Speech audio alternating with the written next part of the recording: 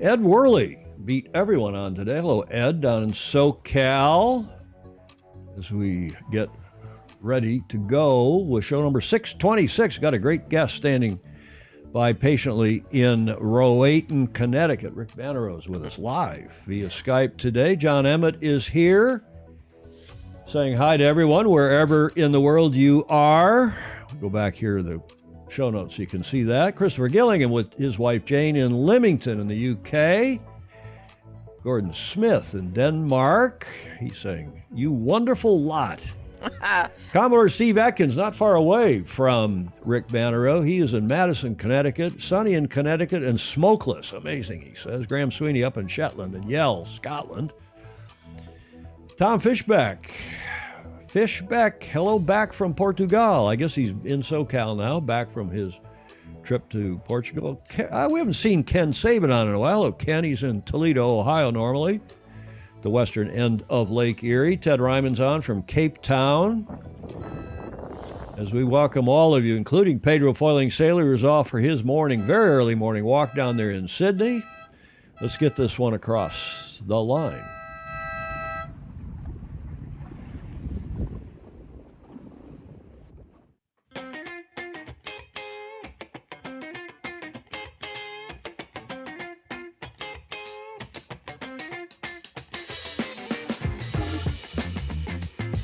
You like that cover slide, Julia? Allie D. Noss. Yes, that's one indeed. of Rick Bannerot's photos that we're using for today. I love that shot. I do Allie's too. a FOSI. She's been on the show. Hello, everybody. Julia, I trust you're well. I am.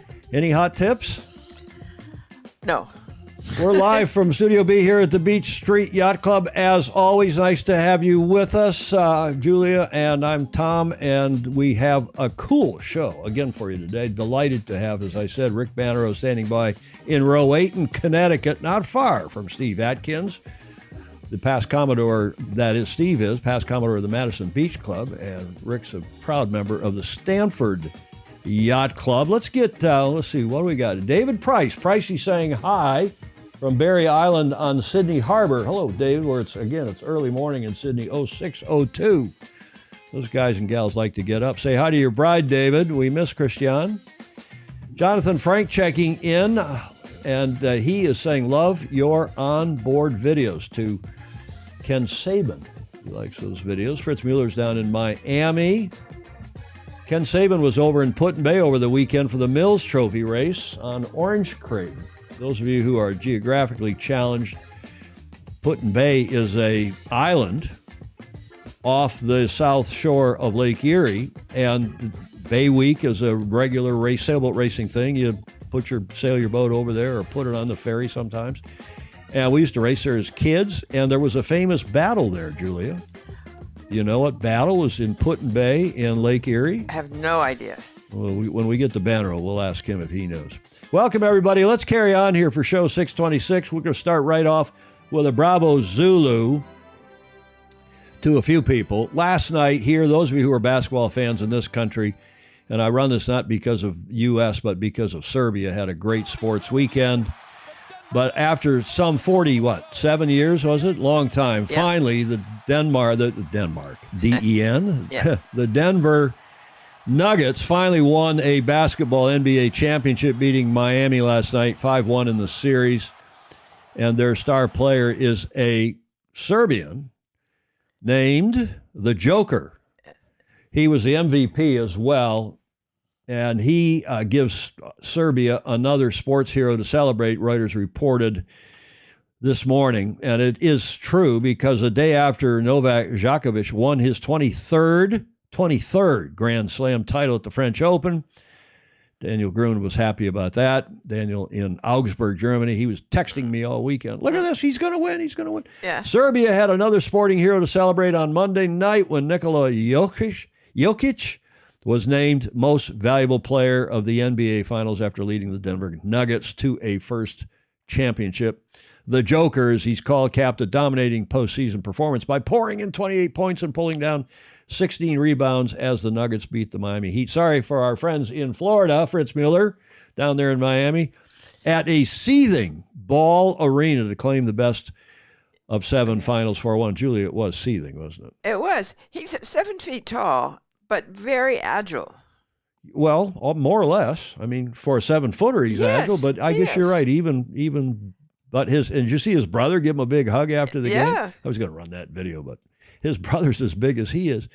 It's got to be, Smile Jokic, when asked if this was the golden era for Serbian athletes. Sport is something, as a quote, sport is something in Serbia that put us in front of everybody.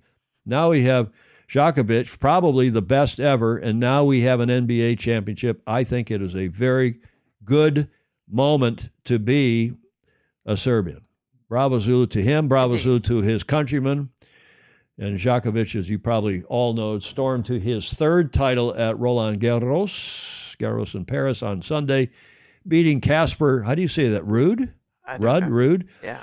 In straight sets to stand alone at the summit of men's tennis with his 23 majors. Only a couple of the women have won more than 23 majors. So bravo Zulu to him and to the Serbs, and fantastic showing over the weekend. Also, bravo Zulu to this gentleman. Yes. Our old friend, Dr. Roger Clouds, as he's known, Batham, the Australian who's been with Team New Zealand since forever. In fact, he was with us, with our team, Julia, St. Francis Yacht Club's Paul Kayard's team in the 2000 campaign. Yep. That was the last America's Cup campaign he did before going to Team New Zealand, where he has been ever since. Wow. And what's news and the Bravo Zulu? Why is he deserving? Well, as ETNZ tweeted out this morning, massive congratulations to Roger Clouds Batham, who has been recognized as an outstanding Australian and awarded an OAM in the King's Birthday Honors List 2023 for service to science as a meteorologist. So bravo Zulu Clouds. Mm-hmm. He has consulted, according to ETNZ, he's consulted on 40 Sydney to Hobarts, 10 Olympics, 10 America's Cups, this as a meteorologist, obviously, too many other events to list, and has been a member of ETNZ since 2000 and the Scuderia Ferrari F1 team since 2008. I did not know he was also doing F1 for the Ferrari team. So I hadn't dawned on me, which it should, that Ferraris need a meteorologist. It would not immediately become obvious because you'd think they'd have a central weather service. But in fact, and me having spent some time in F1, as you know, the teams all have meteorologists because they need to know how hot the track is going to be so that they have two or three different tire compounds these days, a softer compound, a harder compound, depending on the track usage, track heat, and also how and weather, and if so, how rainy it's going to be, because it makes a huge difference for traction. Yeah. Depending upon whether it's going to rain. And they need to know within seconds of when it's going to rain. So that's apparently one of the things that Clouds does so well for Ferrari, can tell them. That's getting pretty, I mean, we have an app on our phones now here, right, that says, hey, it's going to rain in the next 10 minutes. And it's pretty darn accurate. It is. Pretty darn accurate. Okay, bravo Zulu to Clouds. Dr. Roger Batham. I used to ride every morning from when he was with our team, Julia, every morning from our, wherever we were living, the apartment, with him, because he and I were the early risers and get over to the team base before everybody else. The sailors were at the gym, but Roger and I would go. Yeah. We'd exercise our brains. Yes. And he more than probably anybody on the team. Roger Batham, OAM, Bravo Zulu, congratulations. Also to the New York Yacht Club. We're going to cover this later in the show, but this beautiful photo from Michelle Almeida. Just to give you an idea of what happened in Newport this weekend with 100 and I don't know how many boats in the regatta, the 169th annual New York Yacht Club regatta. Beautiful shot. Thank you, Michelle, for that. She sent some others. I may put together a little retrospective on Friday because there's so many great shots from Daniel Forster and from Michelle and others of that terrific. Well, that regatta, which went on Friday, Saturday, Sunday, of course, in Newport. That's the Newport Bridge in the background. Julia, do you know what day it is today? Hatchet Day. Close. Some people say, Bannerot's laughing. Some people say that's what we do on here. We're just a bunch of hatchet jobs. Today is International Axe Throwing Day, and I don't know if you spell it AX or AXE. I suppose it doesn't matter. How does somebody who went to Stanford spell it, Julia? With an E. With an E? It's International Regardless Axe Throwing Day. June 13th. And here, I found even a video on YouTube about it. Have a look. Time to release my inner lumberjack and show off my throwing skills. Aim, focus, and let the axes fly. Get ready for an epic display of precision and power. This is exactly what I've been waiting for. Happy International Axe Throwing Day. Happy International Axe. Now, you could have made a lot of jokes about that, but I didn't because I'm too polite. You don't believe that. But somebody called Tivia. I think my graphics department, I think it's Trivia Tomb. That was their YouTube video, but I appreciate it. And Ted Ryman loves the Sailing Girl pic, of course. Oh, of course he does. We'll see some more of that from Rick in a minute. Allie D. Noss, who's a FOSI who's been on the show. She's terrific. Greg Phillips is checking in from the Gold Coast in Australia. And Ryman, as you said, loves the Sailing Girl pic. Already liked and shared. Thank you, Clark. I beat you to it, Julia. Uh-oh. Mary Jude Szymanski is checking in from Philadelphia, PA. Joe Holtzman, rock and roll from Estes, Colorado. Andrew Pindar, hello. Andrew is on from Scheveningen, the beach down from Den Haag, where the penultimate stop over this edition of the Ocean Race, and they're having their inshore races. What else? Joe Holtzman, Battle of the Lake. He's back to the reference to Put-in-Bay, the Battle of Lake Erie. We have met the enemy, and they are ours. Ooh. Remember who that admiral was, or the captain? He was an admiral, I guess. I remember the phrase, but I don't remember who. Baton Rouge. He's a former water polo player. It explains his passing style. Are you talking about the Joker, the basketball player? Is that right? That's right. He does pass like that. He's got that ginormous hand. Yeah. He's a great passer. If you had hands like that, you could pass like that too. Maybe I do have hands like that. You do? Mm-hmm. Okay. As they say, you can't coach height. At the end of the game, everybody's tired, but you're still tall.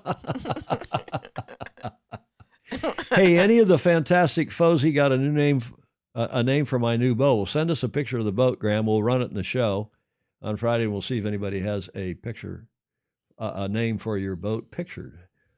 Cheers from Seattle. The forecast here calls for partly cloudy with a chance of a rainment. He's talking, of course, what's going on down in Florida. That could be interesting, right? Yes. Okay, lots of comments. Yeah, well, the weather guys were working hard at Le Mans this year. That's true. And what else? Lots of Lizzie Borden Day. No, Steve Gruber, apropos the axe. No, it's not Lizzie Borden J. Worley says, I'm a lumberjack and I'm okay. I sleep all night and I work all day. Jeff Waller down in Australia, World on Water morning. Our local TV is all American this morning, Miami-centric. Yeah, I can imagine the Trump trial that's going, or at least the, what do you call that, Julia? Arraignment. Arraignment that's going on in Miami. No, Perry was a Commodore. That's right, Commodore Perry. Yes. In the Battle of Lake Erie. Thank you, Clark Chapin. Not an admiral. Sweeney saying, when I worked for Holland America Line, I came out of a crew elevator one night right where the axe juggling act was practicing. That was a bum clincher. Look at Bannerot. He's one of our fuzzy FOSI. So is Graham Sweeney, a fuzzy FOSI. Yeah. Julia, do you remember the famous axe throwing thing on Johnny Carson, the famous longtime late night host here in this country? He had on Ed Ames, who played an Indian or played a Native American and had some kind of an axe thing. And they had a wooden, I should show the video, but we'd probably get a copyright strike. Yeah. And they had a wooden board with like an Indian or a cowboy, I guess it was a cowboy, outlined in charcoal or black ink or something. And Ed Ames wound back and he threw the axe and it hit the guy right in the crotch. Oh no. Right in the crotch. And the audience went nuts. And you couldn't have planned this. I mean, if he tried to do that. So the late night host, Johnny Carson, he grabbed the guy, and just because he was going to go take the axe out, he said, no, the sense of timing and humor. And he just held him. And finally the crowd comes down and he said, when I didn't even know you were Jewish. Referring to a circumcision, of course. John Emmett, Lily is in The Hague too. I see Emmett helped me out here, got me out of that problem. So, okay, it is. We made a lot out of international acts. When are we going to today. see more of Lily? Well, yeah, when are we, John, going to see more of Lily? Good question. Speaking of John, let's have his report, Coach's Corner. Our super FOSI, John Emmett, who is in Weymouth at the Moth Worlds, and he's doing fabulous interviews, 1 or 2, sometimes 3 per day. We got a couple of them after his report. Have a listen. Hi, Tom, Julia, and all the FOSI. I'm here in the Moth Boat Park, and lots more interviews to come.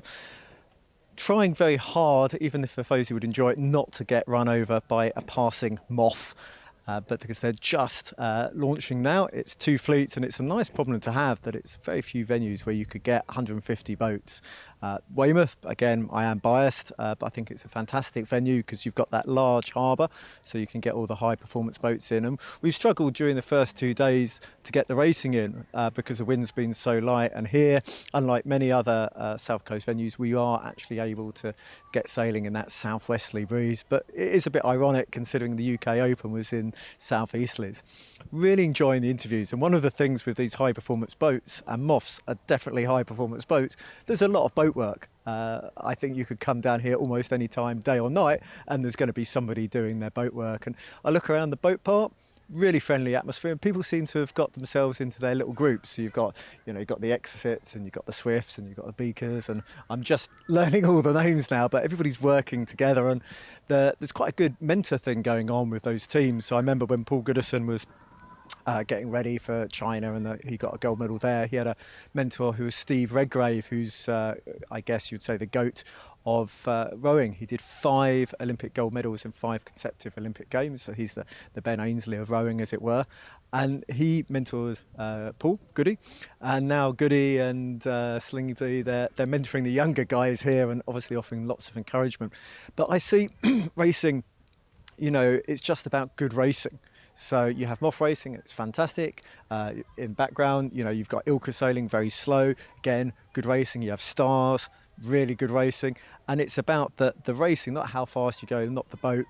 And the media side is something we cannot underestimate, because it's showcasing these people and these talent and these personalities. And a lot of them will do a variety of things. They're not just doing an Olympic class, they're doing a big boat campaign, or they're doing Moth and Soul GP and so on and so forth. And when I talk to them, they all sound very similar, this performance mindset.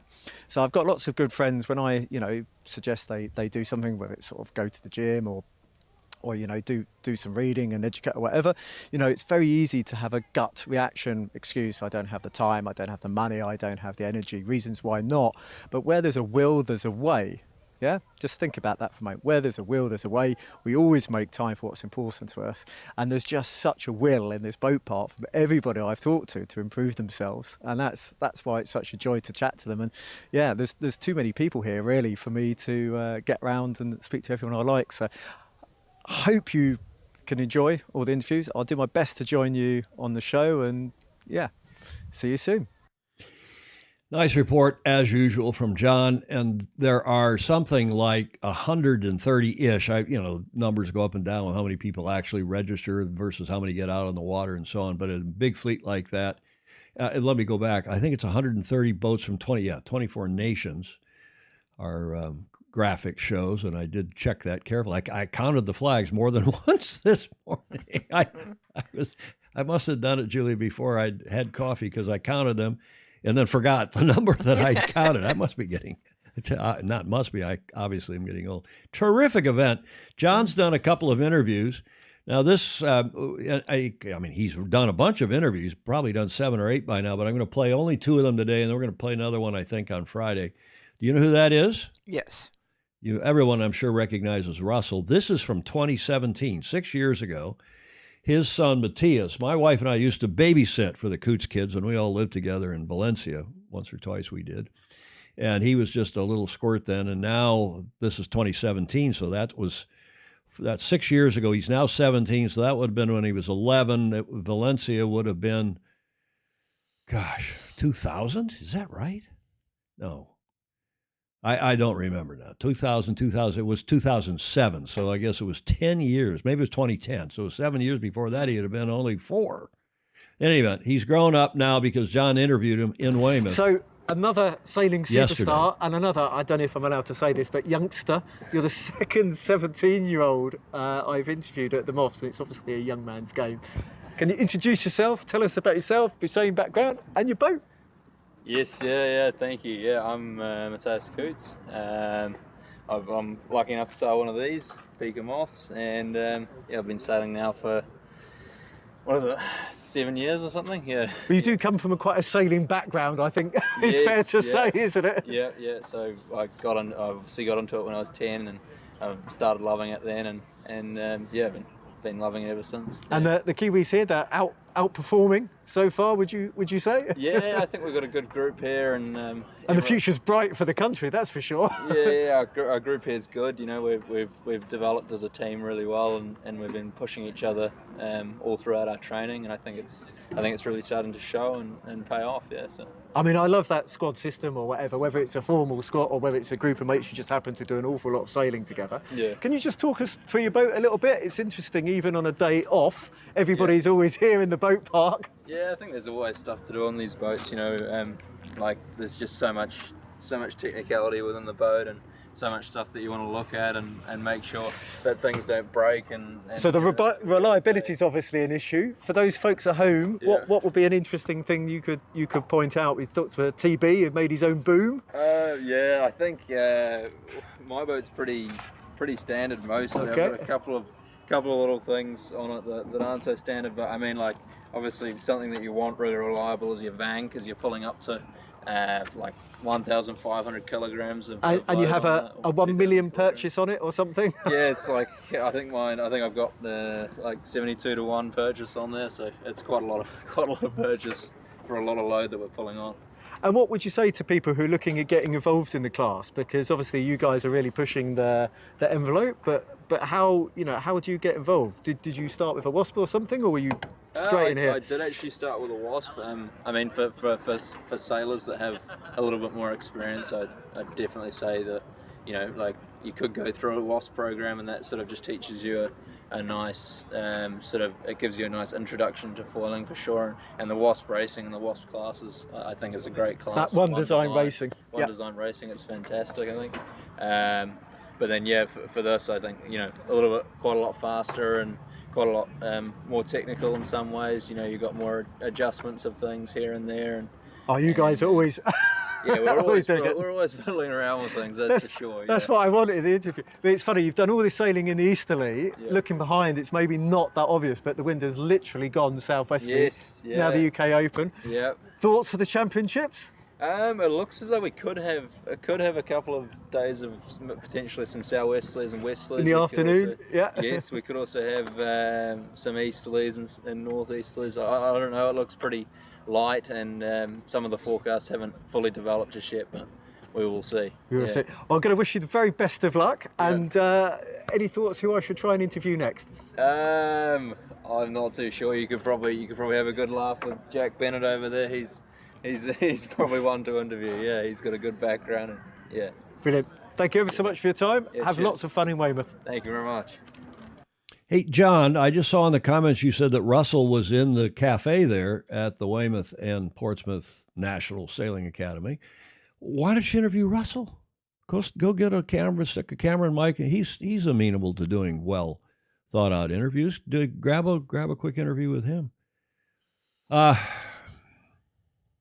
What a nice, smart kid, and as most of these kids are, and delighted to see him. He's 17. He's only 17. You think he's all grown up, and of course he's not. Another interview. Now, this was John interviewing this gal from Bermuda, and she is one of only, where's my notes? He said she is one of 11 females in the fleet of 130 odd boats. So have a look at Emily Nagel from Bermuda. So it's day one of the Moth Worlds. It's been a bit of a waiting for the wind, so plenty of time to chat. Can you introduce yourself and tell me a little bit about the event and yourself? Yeah, I'm Emily Nagel, and I'm one of the sailors here at the Moth Worlds. I'm representing Bermuda, but I do actually live here in Weymouth, so home event in a certain sense, but excited to represent Bermuda here at the Worlds. So tell us a bit about that. I can see your boat in the background with the blue battens. Yeah, so I wanted to make the sail a little bit mine, so went for a little Bermuda blue, stand out on the race course a little bit, but it also helps see the depth of the sail and looks cool. It does look cool. I know very little about these things. It definitely does look cool. Quite a few female athletes here. Can you tell us a little bit about some of the runners and the riders and what you're expecting to happen today? We can see in the background they've just launched.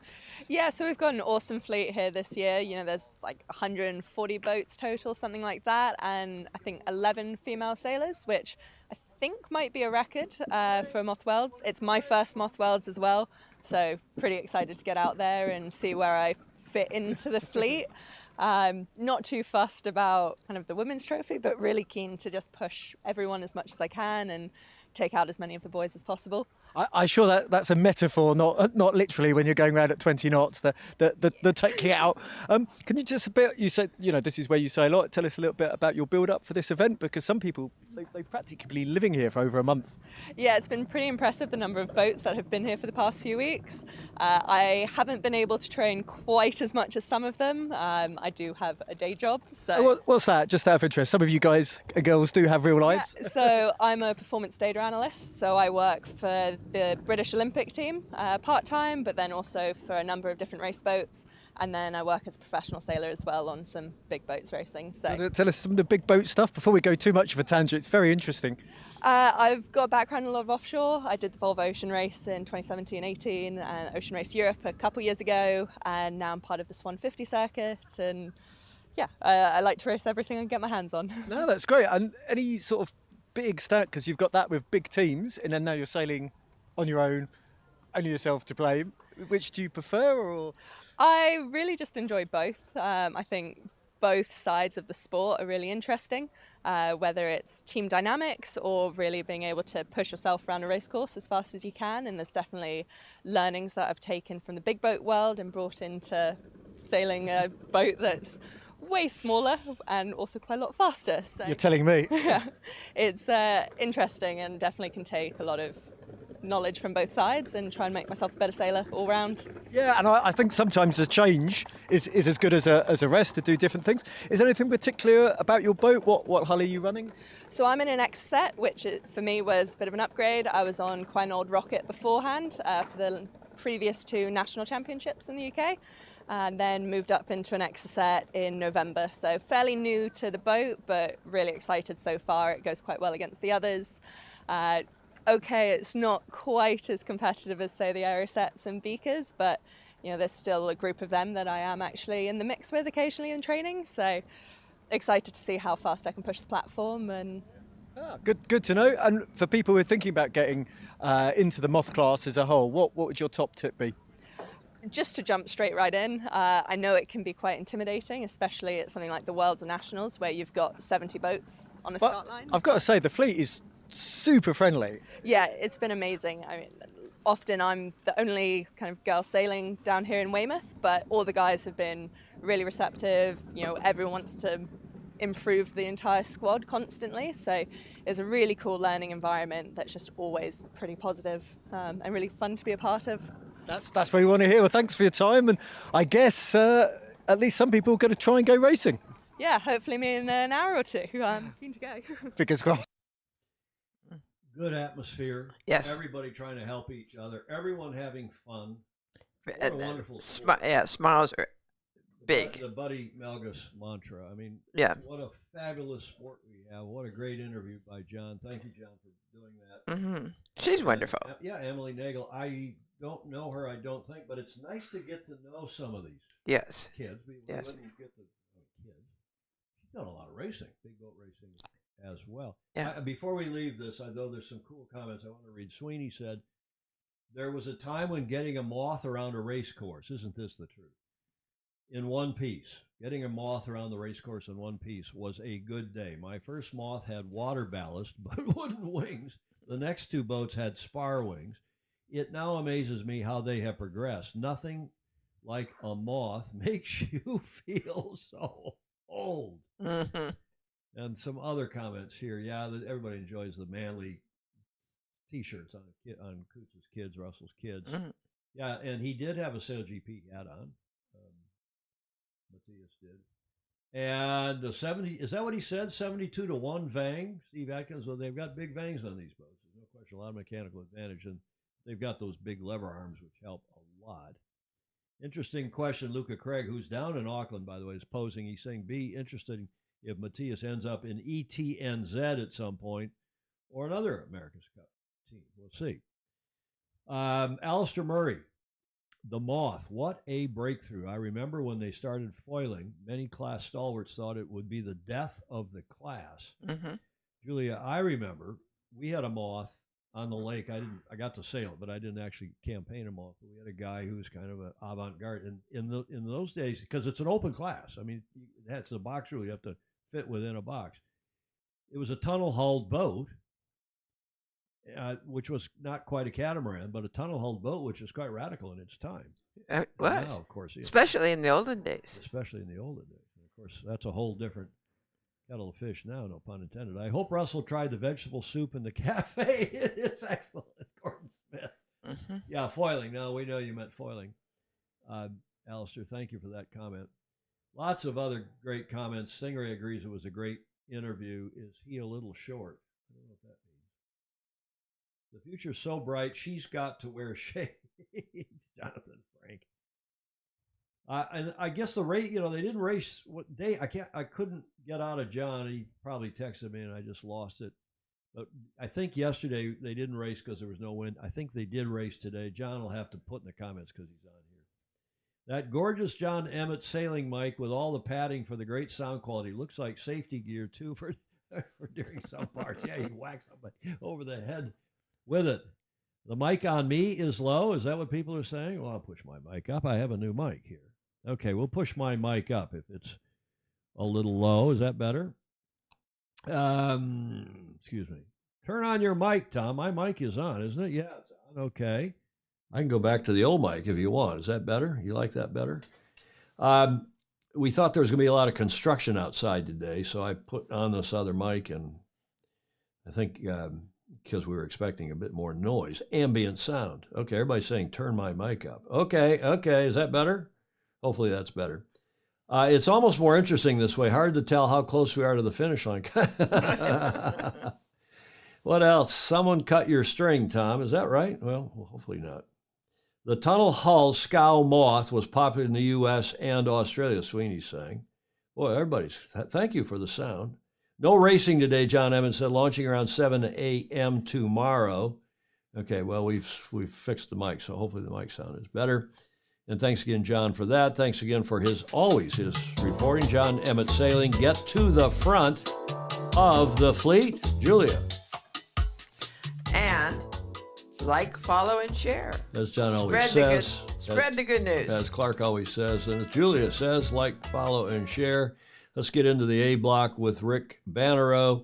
Now, this is one of his photos. I love this shot. Rick is a sailor, a photographer, a writer, a marketing guru. He represented Rolex back in the day, back in the 80s and maybe beyond that, and I knew him then well. And this is sort of a life and times of what he says he's from New Orleans, a Southern boy who has been living in New England since forever. Welcome to the show, our long time. He's in Royton, Connecticut. Rick Bannerot. Rick, welcome. Welcome to you guys. Welcome, FOSI. The fuzzy FOSI, Rick Bannerot. You're a member of Stamford Yacht Club. Almost 35 plus years. Kind of hard to believe. Growing up in West Virginia, the only yacht club is the Cherry River Navy Yacht Club, and your only requirement is that you not own a boat. But for $25, you can wear the funny hats, and you get a really snappy license plate. Everybody salutes each other when they see the Cherry River Navy license plate. It's great fun. But I come from very humble roots in terms of sailing. But you were born in New Orleans. Did you sail in New Orleans before you moved to West Virginia? Only when the bassinet got loose, like Moses. That's true for so many of us, though, that we grew up in sailing families. My mom and dad tell me they stuck us up under, in some kind of something under the deck of the boat. God forbid we capsized, because who knows if they could ever get you out of there. No life jacket on, just, in the little basket. Well, let's get onto your slides. Before we get onto your slides, Rick, tell us about your life and times with Rolex, because you made a major contribution to our sport, dragging Rolex in, or helping drag Rolex in as a major sponsor, at least here in the U.S. and then beyond. It was really parlaying off of what they had been doing in Geneva with European sponsorships, with Maxis, with Swans. And we kind of initially dovetailed what they were doing and started running more of the U.S.-based programs. We really strengthened our ties with the U.S. sailing team in that wonderful golden era. One of the lead-ins for that, as you remember, was the Rolex Yachtsman and Yachtswoman of the Year award with New York Yacht Club and U.S. Sailing. And just through conversations, we kept saying, what do you need? What can we do that would be helpful? Figuring that if we help, that is going to have a positive, then everybody pitches in. We didn't need to give kids Rolexes, but if you could work with Sailing World and put together a junior sailing team, posters, public relations, publicity for these young sailors to give them that encouragement not to go off and play pickleball or get poached by the basketball coach. We were just trying to keep kids in sailing, and that then developed from there directly into the development of the Rolex Women's Keelboat Championship, because Lee Parks goes, we need a keelboat event for women. We don't have one. All we've got are dinghies, and all we have is Lynn Shore and Allison Jolly standing on the top of the podium with their gold medals. Only it's there for the taking. Can you help us? We said, yeah, sure. And it took off. Every other year, we have 7 to 14 countries, 40, 50 boat fleets. It was a big deal with Ida Lewis hosting the event. Yeah, Ida Lewis, and then originally in J24s, because I know they used my J24 for a while, and Ann Connor and some of that gang from those days, and then the Annapolis Yacht Club, and it sort of petered out now. It started moving around the world a little bit. But what a major contribution. Do you remember me coming down to New York in 1984? My watch doesn't work so well. I was chairing the, Julia, by then, as executive director of USFRU, chairing the Rolex Yachtsman and Yachtswoman of the Year. And Rick said, you gotta have a Rolex. I said, well, I'm too poor. I can't afford it. We'll help you out. And I told my wife that she was buying me an early anniversary present. And I went down to New York, saw Rolex, Rick and the gang at the inn, and they make a big deal out of you walk in. Your name's on a sign. I can't remember, Rick, the details. And then they qualify you. Well, you ought to have this, or you ought to have that, and it'll cost this much, but maybe we can see if we can do you a deal. Meanwhile, I'm sweating bullets about how much it's going to cost. They go back into the vault. The thing comes out that gets put on. The jeweler then goes away and adjusts it and comes back. But I'll tell you a couple other stories about Rick in the meantime. We were at Harbor Court in New York in '96. Was it you or was it your successor? My successor, probably Bill Sandberg. It was Sandberg, and this is how good Rolex takes care of, and still to this day does, everybody in our sport. And the shiny face had been, beaten on by the sun by now for 20 years, and it was a little, moth-eaten. And Sandberg said, "Give it to me." I said, "What do you mean? I'm going from here, from New York. It was the annual regatta, and I'm going to Savannah, down to Savannah for the Olympics. I got to have my watch." He said, "Leave it with me." And, oh God, what's this going to cost me? And it goes down to New York, I guess, and I'm in Savannah, and I get a call from the local Rolex jeweler, fancy jeweler in Savannah. Yeah. "Mr. Eamon, your watch is here." Oh, good. "How much does it cost?" "Nothing." And they didn't want me running around the Olympics with a watch that wasn't 100%. What a great company, Rick. Of course, in retrospect, that was now what's known as a tropic dial, and the tritium in the hands and the markers was affecting the dial, and that just made that watch infinitely more collectible to be in the tropical condition. Oh, really? So I should not have had it fixed? Nope. Oh, Nope. gosh. Yep. Who knew? Look at it. It's Yeah. fabulous. It's a beautiful watch. And it's what, 40 years old, and I've not had problem one with it. I mean, it's just been unbelievable. A couple comments here. Love that shirt under the jacket. Looks SF-ish, like a sun. It's not sunfish. That's a rain spooner, right? Let's go back to it. Show us again. Yeah. Yep. Yeah, that's a very popular Hawaiian style shirt made in SoCal, I guess, right, Julia? SoCal? Yeah. Let's get to your photos. Fabulous photographer. You're also a great writer and a marketing guru, and of course, a sailor for a long, long time. Let's get to image number one. What's this? Well, it's Long Island Sound. We got a lot of interesting races coming up this summer. We're still kind of catching up with the entire post-COVID era. There's an exciting new race that's going to be starting this weekend, and I'm delighted to be able to do a report. It's called the Susan Widman Sinclair Championship Regatta. And talking about Rolex Yachtsman and Yachtsman of the Year, dating back to the Martini and Rossi sponsorship days, Susan Widman Sinclair was the female Yachtswoman of the Year with Bus Mossbacher as the male back in '62. Wow. So, and relates to the Women's Keelboat Championship because they're going to be racing 12 boats, sonars, keelboats. The winner of this, and it's 12 women and their crews, all women, and very cool. The winner gets a bye into next year's championship at New York Yacht Club. So big deal, and nice to see another event geared to the women sailors, the competitive women sailors. So Long Island Sound is becoming quite the nice hotbed for reinvigorating and supporting women's sailing, competitive women's sailing. Tell us, if anybody needs to get a hold of you, wants to get a hold of you, it's ontheflyphoto.net. Is that right? Correct. Ontheflyphoto.net. Okay, cool. The best seat in the house, what's that a reference to? That was the title of your slideshow. I've done this long enough that I have yet to hit a boat or be hit by a boat. And I suppose I no longer will have the best seat in the house when I do get hit. I'm probably jinxing myself. There's a sonar with my name on it this weekend. But I've got a 20-foot Seacraft powerboat, and it's 90% of the time, it's just me in my PFD and my Nikons. And I kind of slide in, slide out, grab a few shots.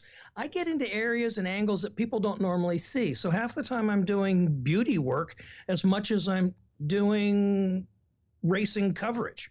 So I like to think that I'm bringing something a little different than, when you look at the Daniel Forsters and the Anna van der Waals and the Sharon Greens.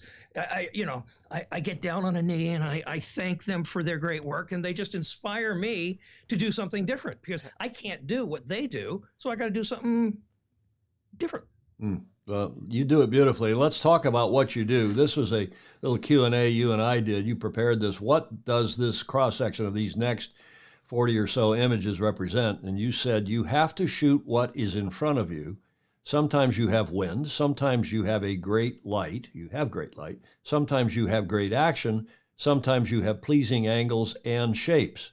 Other times, not so much. When you have poor light, be it low, flat, or too bright, then think in terms of black and white compositions, B and dub. That will be graphically pleasing. Or push in closer to get the crew at work and not worry about the, quote, pretty sailboats and colorful spinnakers, unquote. And if it's raining, then even the famous Rosenfelds back in the 30s and 40s even would head to the bar. Anything to add to that, Rick? Yeah, Mount Gay is a lovely salve for bad light. Somebody's asking about the cool photo Baton Rouge is down in Charleston. There's a cool photo behind Rick's head. He's blocking it. What is that photo? That one? Yeah, I guess. That's what you're referring to? That's Baton Canada's his name.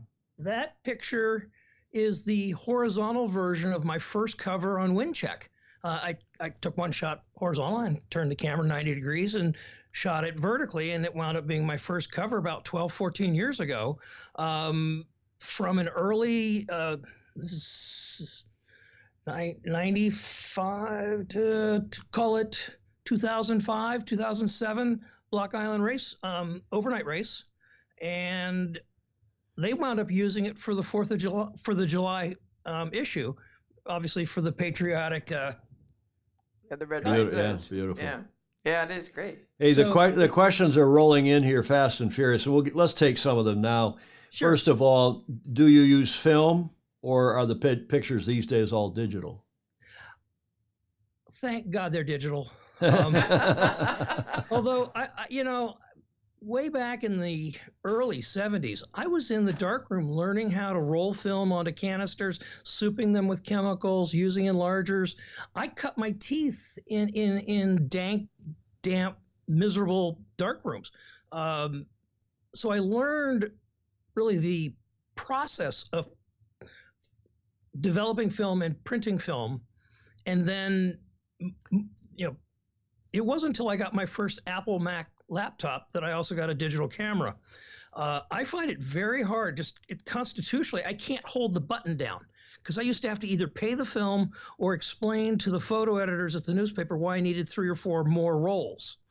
If you're shooting ice hockey, if you're shooting basketball, football, whatever, you got to cover the sport and you don't always get it.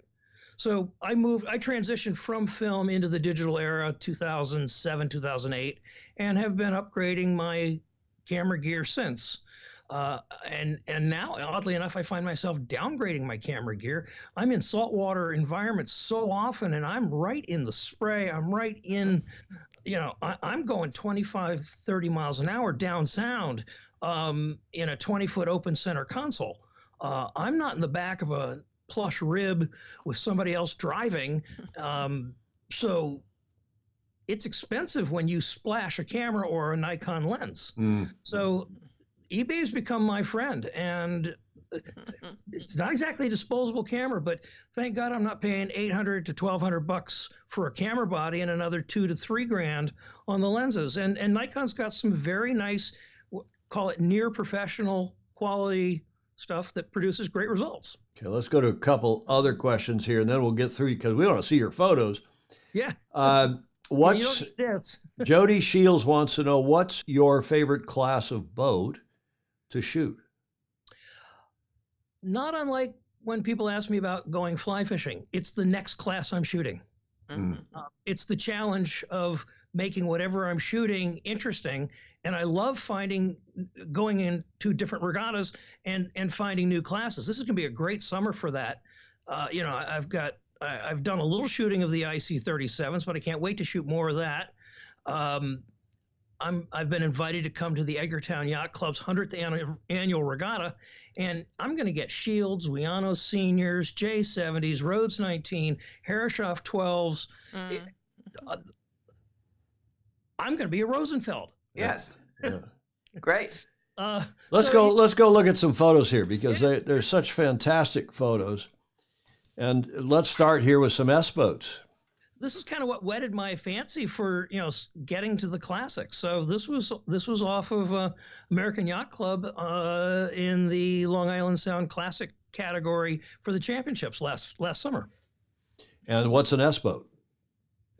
Oh, an S-boat. S-boat's beautiful. Herreshoff, 29 feet. I think they only made about 94 of them. Most are still in commission.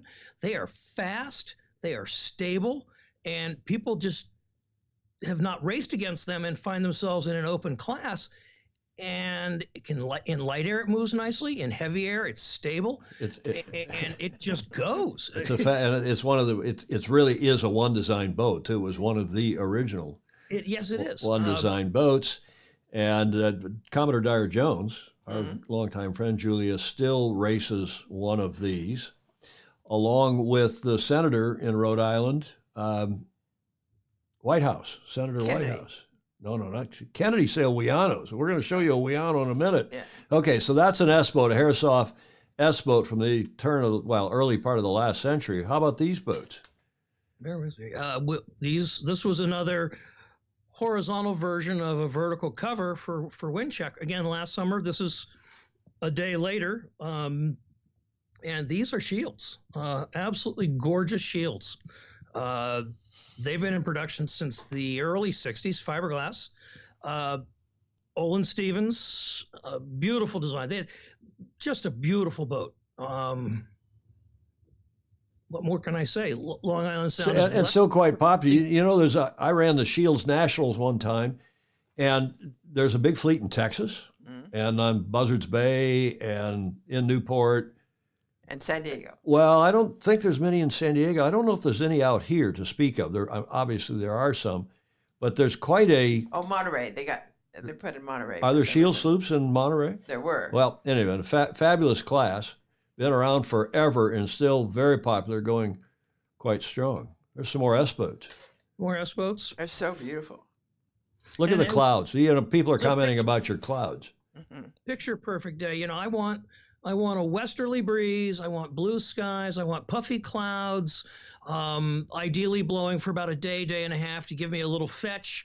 And I'm a happy camper with that. So I've got light, I got clouds, I got blue skies, and I got something to bounce the boats up and down to give me a little action. Yeah, Fog Machine is saying Monterey still. You're right, Julia has a nice Shields fleet. Ed Worley says these are Shields. There are Shields in Newport Beach. That's true. There are some. Thank you, Ed. You've got a nice invitation from Peter Stevenson, a.k.a. Pedro Foiling Sailor, who says, I own a plush Riviera. Don't knock it if you haven't tried it. Big gin palace. Anytime you're down under, I will take you out on Sydney Harbor. Oh, very nice. Oh, so there's a nice invitation. You've talked to, you mentioned, Qantas? What? Hello, Qantas? You've mentioned Windcheck Magazine a few times, and a fabulous free publication in the Northeast, very popular. They've absolutely fallen in love with what I'm doing. I've kind of figured out what they're looking for. So in my mind, I'm pre-shooting and thinking. I used to shoot almost everything horizontal. Suddenly I'm shooting everything vertical, which then makes the scuttlebutts and sail worlds, the online stuff, all want everything shot horizontal. Yeah, so, as do I, because I got these 16:9 inserts and videos, but today it's a vertical world. I mean, you got all these. Julie even shoots vertical on her iPhone so that she can send it to her Instagram and to her TikTok. You can't believe how, right, Julia? Don't believe that. Wind check. That's a vertical. Well, that's I'm shooting for their verticals. Otherwise, I'm cropping off tops of masts and Windexes, and the verticals also let me get the color of the spinnakers in the water. Because again, sometimes the light's not right, but if you can get the right color on a calm day, it's actually more interesting to see what the spinnaker's doing on the water. Okay, now we got a shot of one of our FOSI. In fact, the lady that Ted Ryman quite liked at the top there that I used in my cover slide, Allie D. Noss. Whatever boat she's on makes my picture better. What can I say? She's a superb sailor. She travels around the world to regattas. She has her own powerboat. She loves to come frostbiting at Stamford Yacht Club, and a little JY-15. I got her on the cover with a JY frostbiting shot. So all good. She's also a very bright lady. She is a banker and a lawyer, and has a senior serious job. She moves around. Yeah, she does. Allie D. Noss, our FOSI. She's been on the show at least once, maybe twice. She may have done, Julia, if I remember well, she did a report for us. Very early on. Well, yeah, early on from Long Island or from New York. I met her in the Blue Bar at the Algonquin, something next to New York Yacht Club.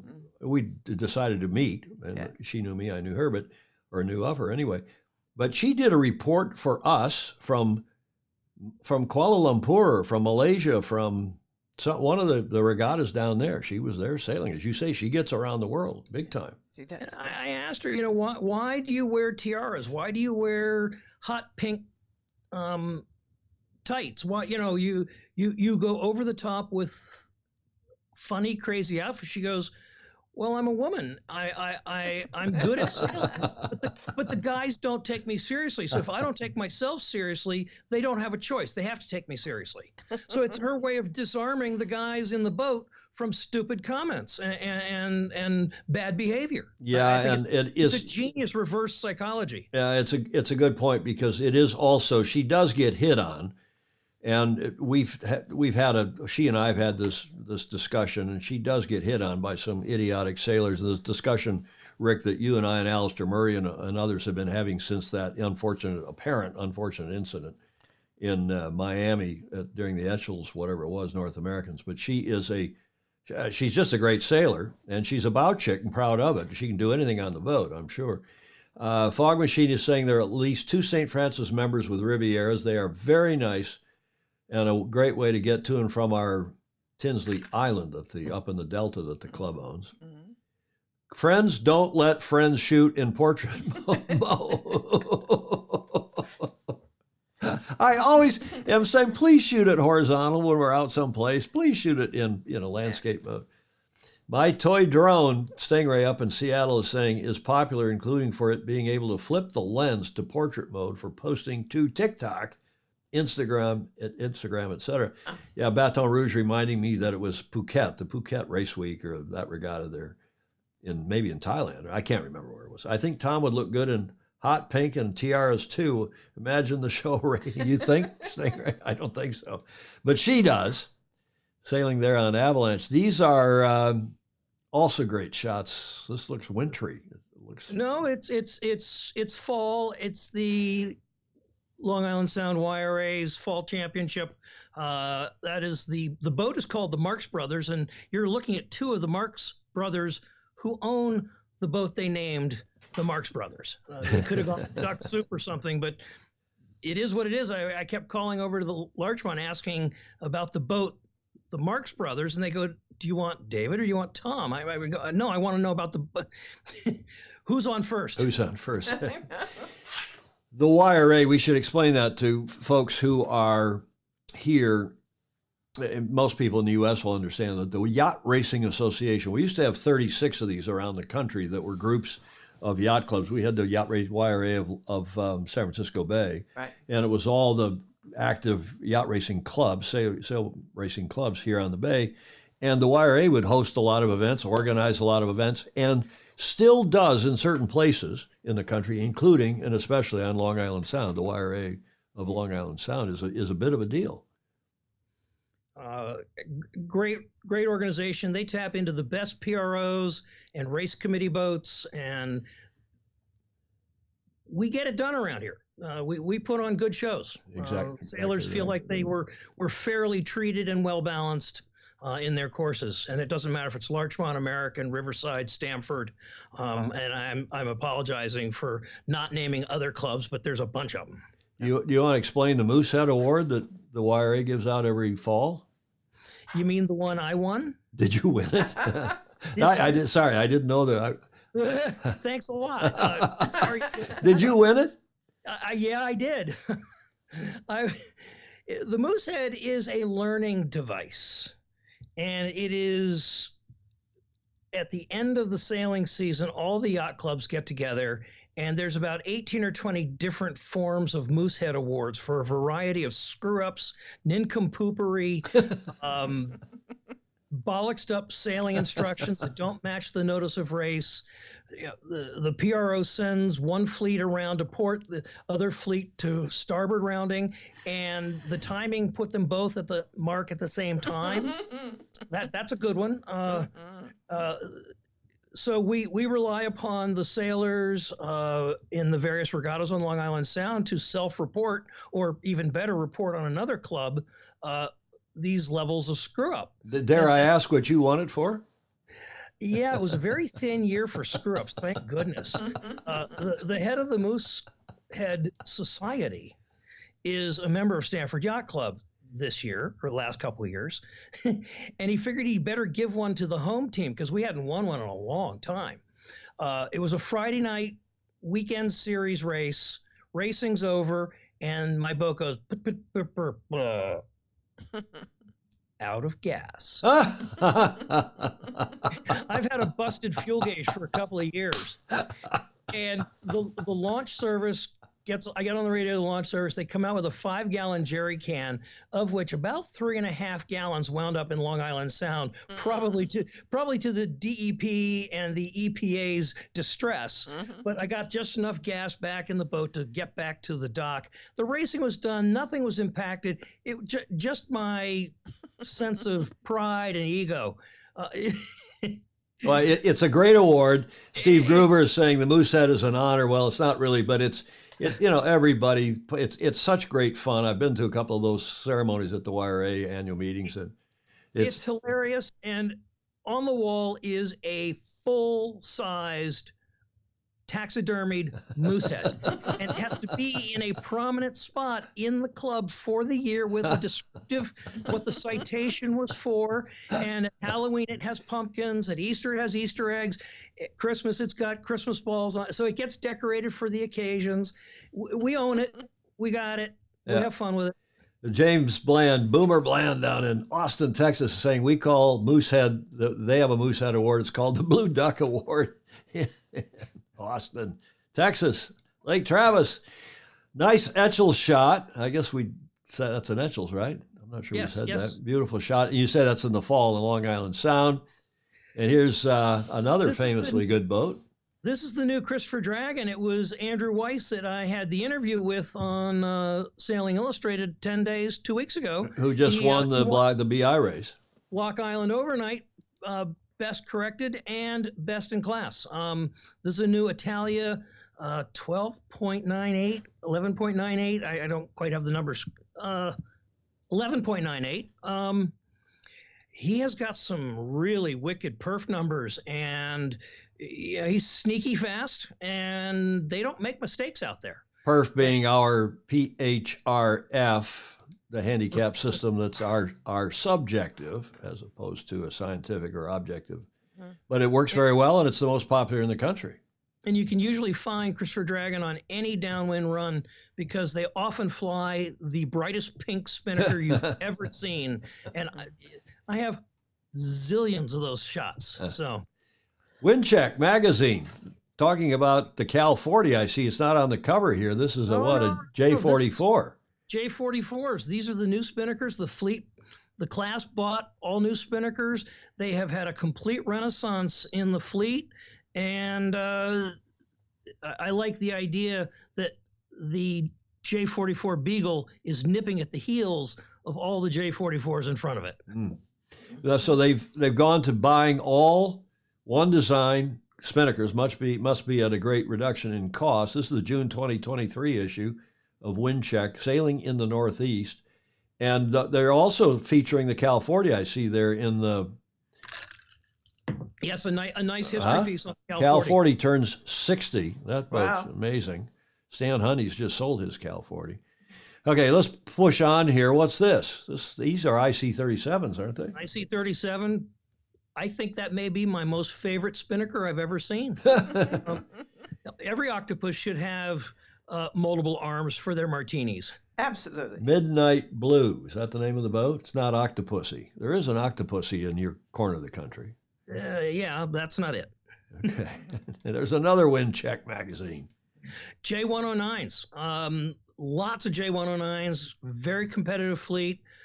Doing really well in the Northeast. If you get the J109s in your regatta, you've got a real regatta going. Is there a resurgence going on in the 109s? It's probably as much a function of sales and service. McMichaels and the gang are doing a great job with the J109s around here. So they're fast and they're competitive, even in open class racing. Okay. Oh, I got a comment here from Adkins, Commodore Adkins, saying to keep the sales in a container and you draw your sales every week. That's in the J24 class. In fact, Steve Gruber saying the J44 class has all one design sales. Okay, good stuff. It's leveled the playing field. It's no longer a biggest checkbook equals biggest trophy. Okay, now we got another shot here of Yeah, we got Ms. Allie. Of Ali Dinas. She can handle whatever gets thrown at her, wherever part of the boat she's at. She just, wherever she's at, that's where you aim. Okay. What are these? We're These are blessed. Naval Academy yawl. I see now the NA on the sails. Yeah. Not the They're yawls, but the. They're not quite as noisy as the Blue Angels, but it's the Naval Academy's offshore training program. In the summer, they have electives that they can take as midshipmen, and one is offshore sailing, and it is star sights, it is navigation, it is open water. Most graduates of Annapolis have never set foot on a sailboat. Yeah. And Admiral John Paul Jones would not be pleased, nor would Commodore Perry. Speaking of whom? This reconnects the Navy to sailing, and Storm Trysail Club's had a lot of success with the intercollegiate offshore race in late September, early October, promoting big boat college sailing. Didn't New York Yacht Club, didn't recently the Commandant of the Navy or the Secretary of the Navy require anew all graduates or all people that attend the Naval Academy to learn how to sail? Now, Boomer Bland is on here, J. Frederick Bland, who's a graduate of the Academy. He would probably know that. Is that true? We'll ask J. Frederick Bland to post a comment here. We'll go on from these sloops and see what. Stamford Yacht Club is the final destination as they sail from Annapolis to Connecticut through New York Harbor and then up to us. They get a long weekend of R&R, and clothes get washed after 5-8 days at sea. They get real beds. The Navy 44s are not very plush. But boy, the glow, the confidence that these young men and women have, it's inspiring. You look at that talent and go, it doesn't matter if they ever race sailboats ever again. This is a life lesson. This is learning teamwork. This is learning how to make judgment, pitch black, out in the Gulf Stream, and stuff's happening, and you're the guy on watch. You're the woman on watch. Yep. And do you wake up the instructor? Do you go get another midshipman? What do you do? It's learning to think, and it's huge. It's absolute fundamentals of leadership and management skills. Yeah, being a competent sailor would make sense. James Frederick Bland didn't exactly answer my question. I hope that they're requiring that now. Superintendent of the Academy, Ed Worley, is saying, and the Academy has a very nice sailing facility. I think that Ed is agreeing that the superintendent has now required that. And helps your helmsmanship. Maybe James Bland answered the question up above. Helps your helmsmanship on the warships and submarines. Relative motion. Celestial Nav has been reinstated. Don't know about sailing? Okay, there's the answer. But back in the day, you got your qualification for the knockabouts, the rainbows. Yeah, I remember the fleet of rainbows there at the Academy. And Ken Saban in Toledo, Ohio. It's nice to have Ken back on here. He's saying that a J109 won the Mills race this year. This is the race this past weekend, which is a big race on Lake Erie. Okay, let's carry on here. What's this picture? Fireball J111. These folks are headed to Newport. They're going to have a big, long campaign. They have been kicking butt all over Long Island Sound in a variety of regattas. Now, when is Block Island Race Week? And explain the difference between the Block Island Race, which was just, we covered that here a couple weeks ago, and you gave us that nice video report at the prize giving at Stamford Yacht Club. What's the BI race? And then what is Block Island Race Week that's upcoming? They're both poorly named. I didn't say that. Partly because of the confusion between the two. The Block Island Race is the Block Island Overnight Race. Right. We also have the Block Island Race Week. That's racing that occurs out and around race courses and around Block Island. The Block Island Overnight is a distance race from Stamford Yacht Club's, off the breakwater Stamford Yacht Club, out into Block Island Sound, rounding to, remind me, you've done it. Starboard. Just rounding Block Island to starboard and back to Stamford. in the light conditions that they had this year, they shortened it to a all Long Island Sound race, and it still took 24 to 38 hours to finish the boats. Oh, so they didn't go all the way to Block this year? No, they never got out of Long Island Sound. Block Island Race Week is one of the great parties in our sport. I mean, great racing too, terrific racing, but it's a party every night. It's really a fun regatta. And is that next weekend? Next week? This coming week. This coming week. This coming week, starting this week, yeah. And it is guaranteed by Margaritaville that the mudslides calories do not count towards your waistline or your doctor's medical scores. Is it sponsored by Margaritaville this year? It is sponsored by Margaritaville. I much prefer to see them in sailing rather than pickleball. But what a great sport we have, right, Julia? Yes. Huh?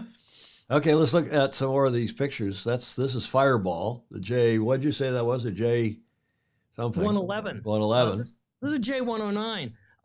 I must have 40 shots, and I wound up playing peekaboo with a J109 bowman. I just no matter where he was, just a little bit of him showed.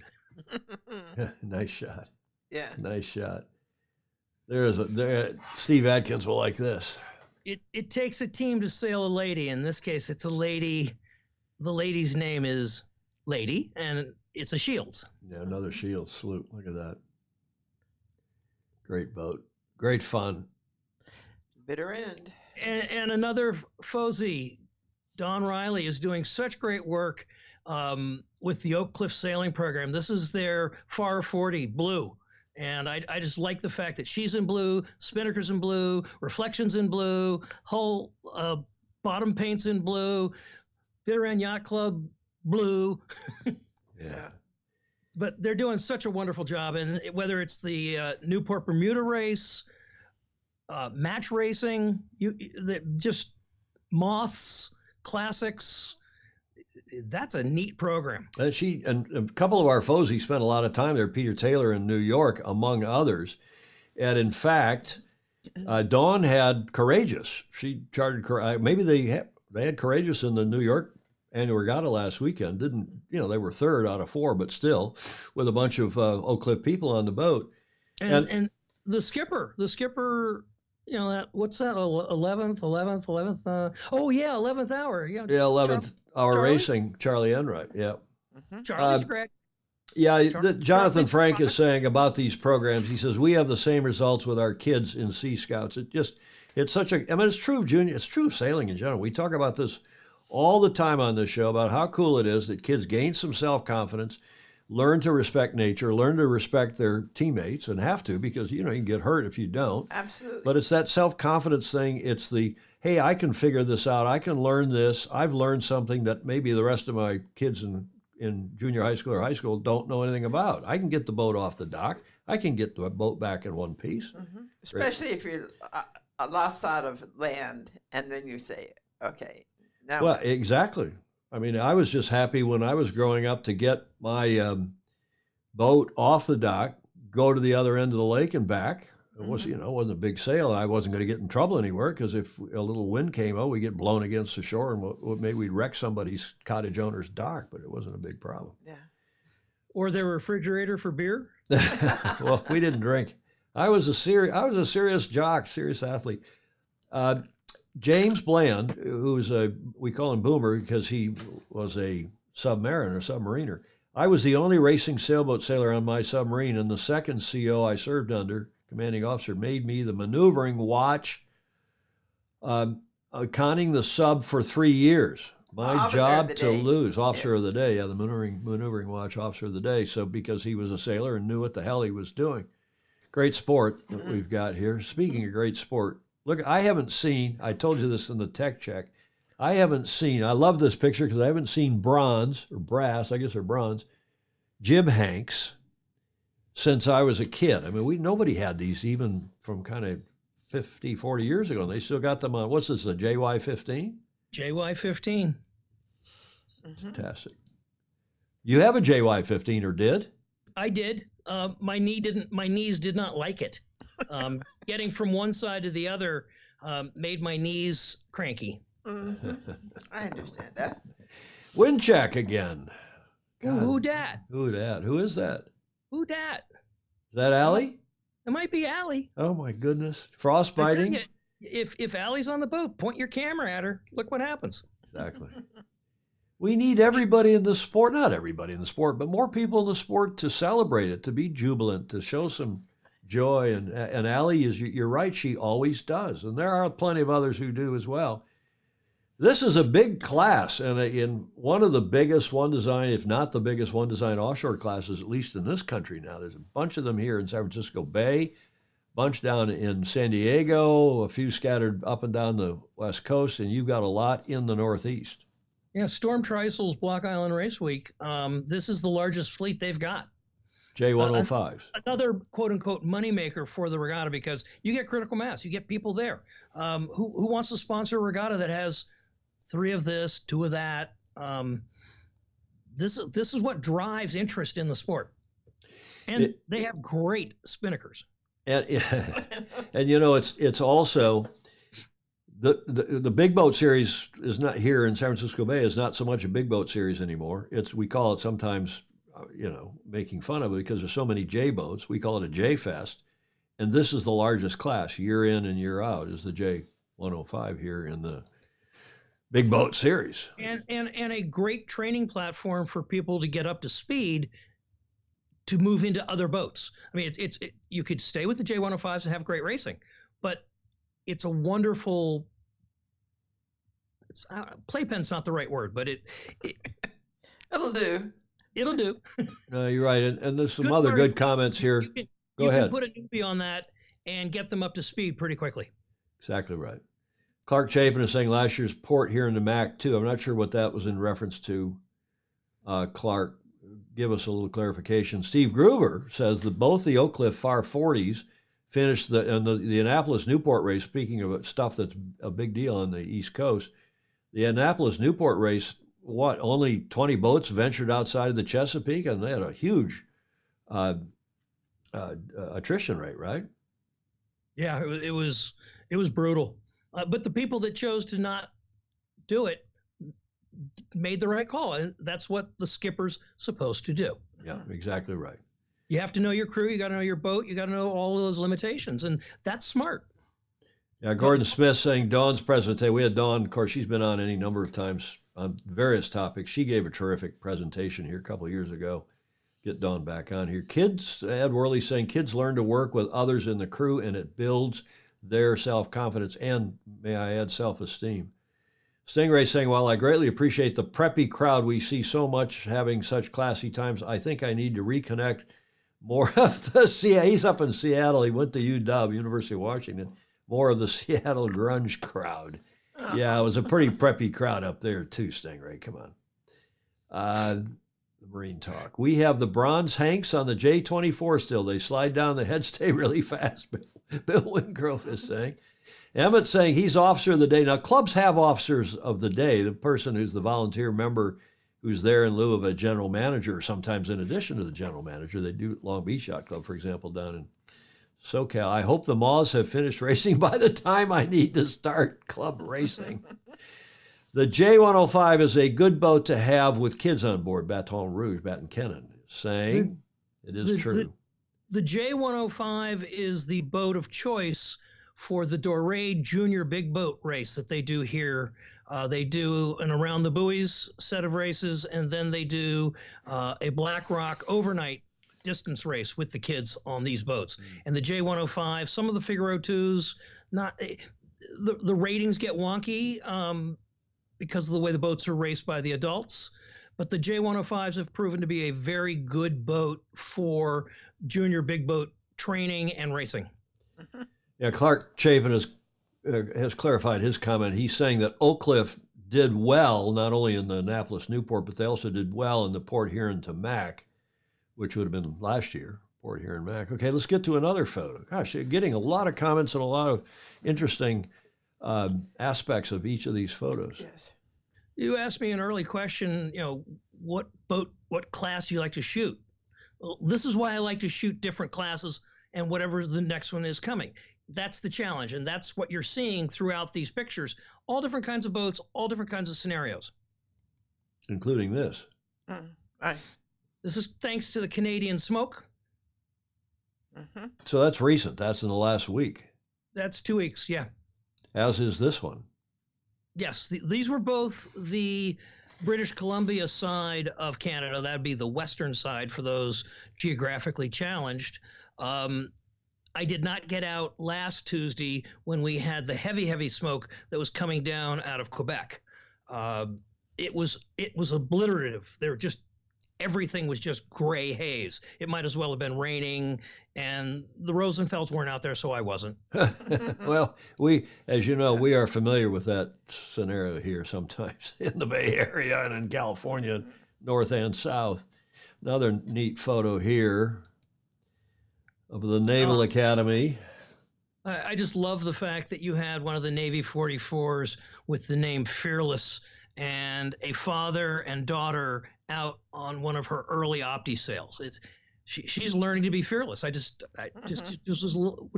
kismet that she sailed into the picture while I was trying to get some pictures of the Navy 44s on the dock. Is that Stamford? Yeah. I recognize the building in the back from driving up and down Route 95, I guess. I think we should dedicate this photo, Julia. We dedicate the photo to J. Frederick Bland. All right. Or James Bland. He'll like this. Fearless, and he's fearless. Fearless.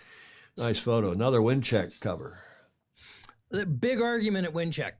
Jesus Christ, are we going to try another picture of Dorade? Please. Everybody, their sisters run a picture of Dorade. The wife of the publisher looked at it and went, "It's a great photo. Run it." Mm-hmm. There was I didn't get it into but when we were doing the tech check, I mentioned that we had the Danielle Forster shot from the regatta. I guess it was the regatta. It was the regatta this past weekend, and he did a black and white photo of Dorade. Mm-hmm. I'll put it in Friday's show. It's just a fabulous shot. I love Dorade and all its stories.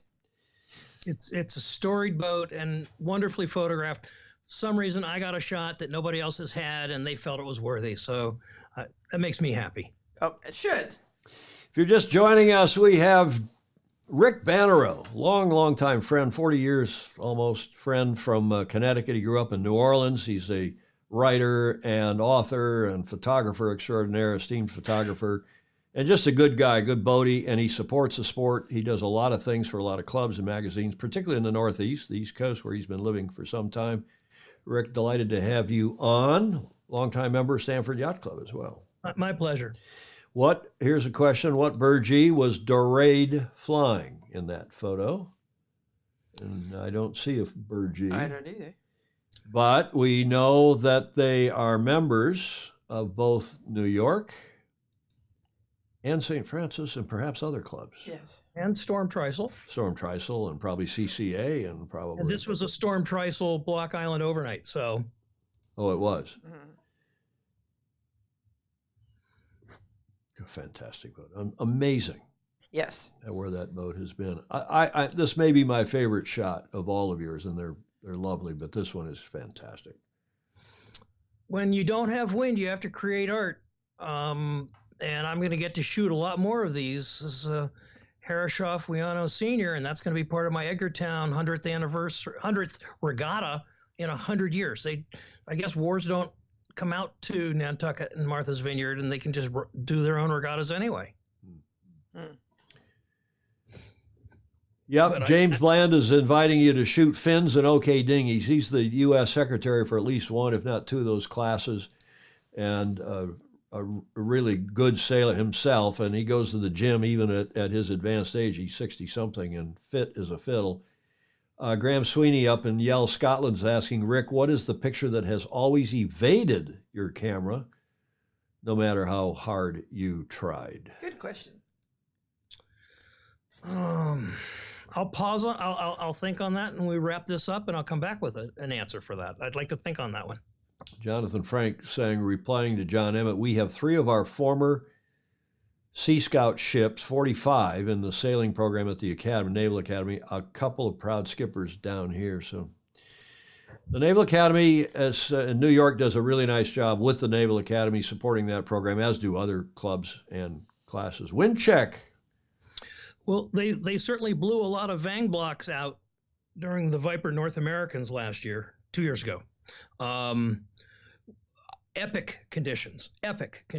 And was that down in the Gulf Coast or was that in the Sound? No. This was Norotan Yacht Club. This is Long Island Sound blowing 25. Holy moly!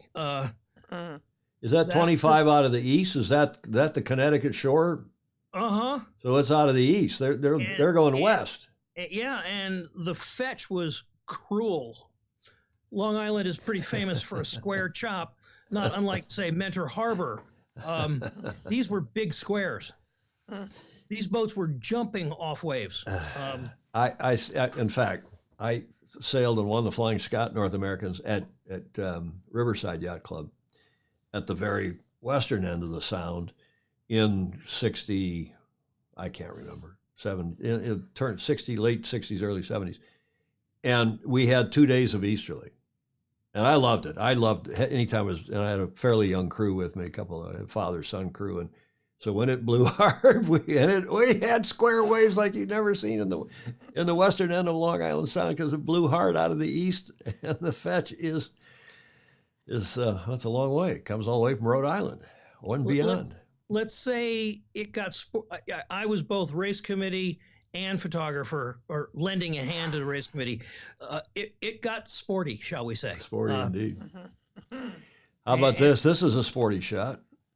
Yes. The opposite that's of. That's a Dragon. That's a guy is doing maintenance on Dragon, but Dragon the big boat, not Dragon the One Design class. Yes, the old classic Dragons. Oh, this is a Dragon One Design.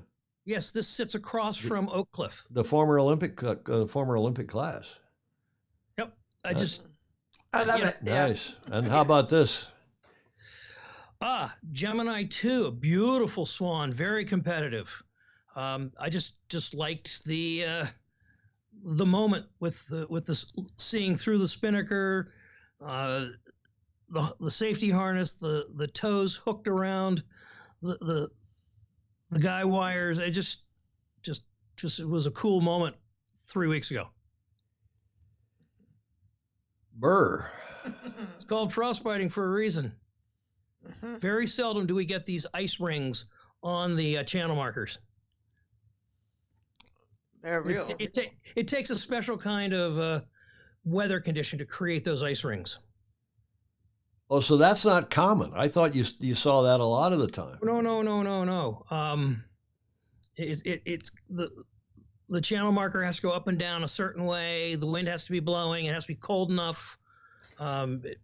This was remind me of my grandmother's salmon moose ring. Okay, we go back. A couple more photos here.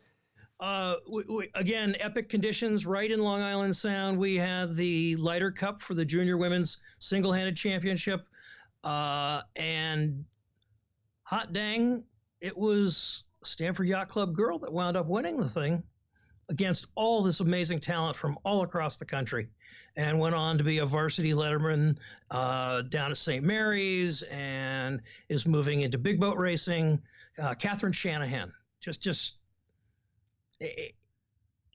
trains out of St. Petersburg, but she was our girl. Julia? She pulled that trophy out, and they didn't let her have it easy. Did you have a question or comment? I was just going to say we have to keep our eyes open for her. We will. We'll keep our eyes open for all these folks. Now, a couple more here. Yep. This is the bowman on Pegasus, and I don't care what he's paid. I don't think he's paid enough. That late in the fall? When is that? That's a vineyard race. It's start of a vineyard race. Again with an easterly. There's your fetch. There's your wind. Good light. Okay, now explain the vineyard race. Vineyard race, Stamford out to Block Island Sound.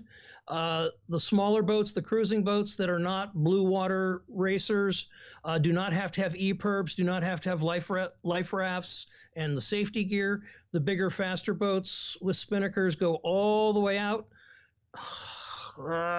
167 miles round trip. Argo won it in a record time. All the way out, meaning to Martha's Vineyard. Out to the vineyard, around the Block Island Lighthouse, the tower, and back. And I think she did it in 13 or 14 minutes. The gunboats have changed. I hope you meant hours, not minutes. I'm sorry, I was hours. going to say, really? Yeah, Steve Gruber says they go out to the Buzzards Bay Light. Yeah. Yeah, right, at the vineyard race. Mm-hmm. In the old days, they did used to go all the way to the vineyard. Yeah. In the old days. Okay, nice photos, great stuff. The vineyard race is the capstone of the summer's racing for distance racing, and it's the culmination distance race for the North American Racing Trophy, NORT. That's the big one for all the big blue water sailors.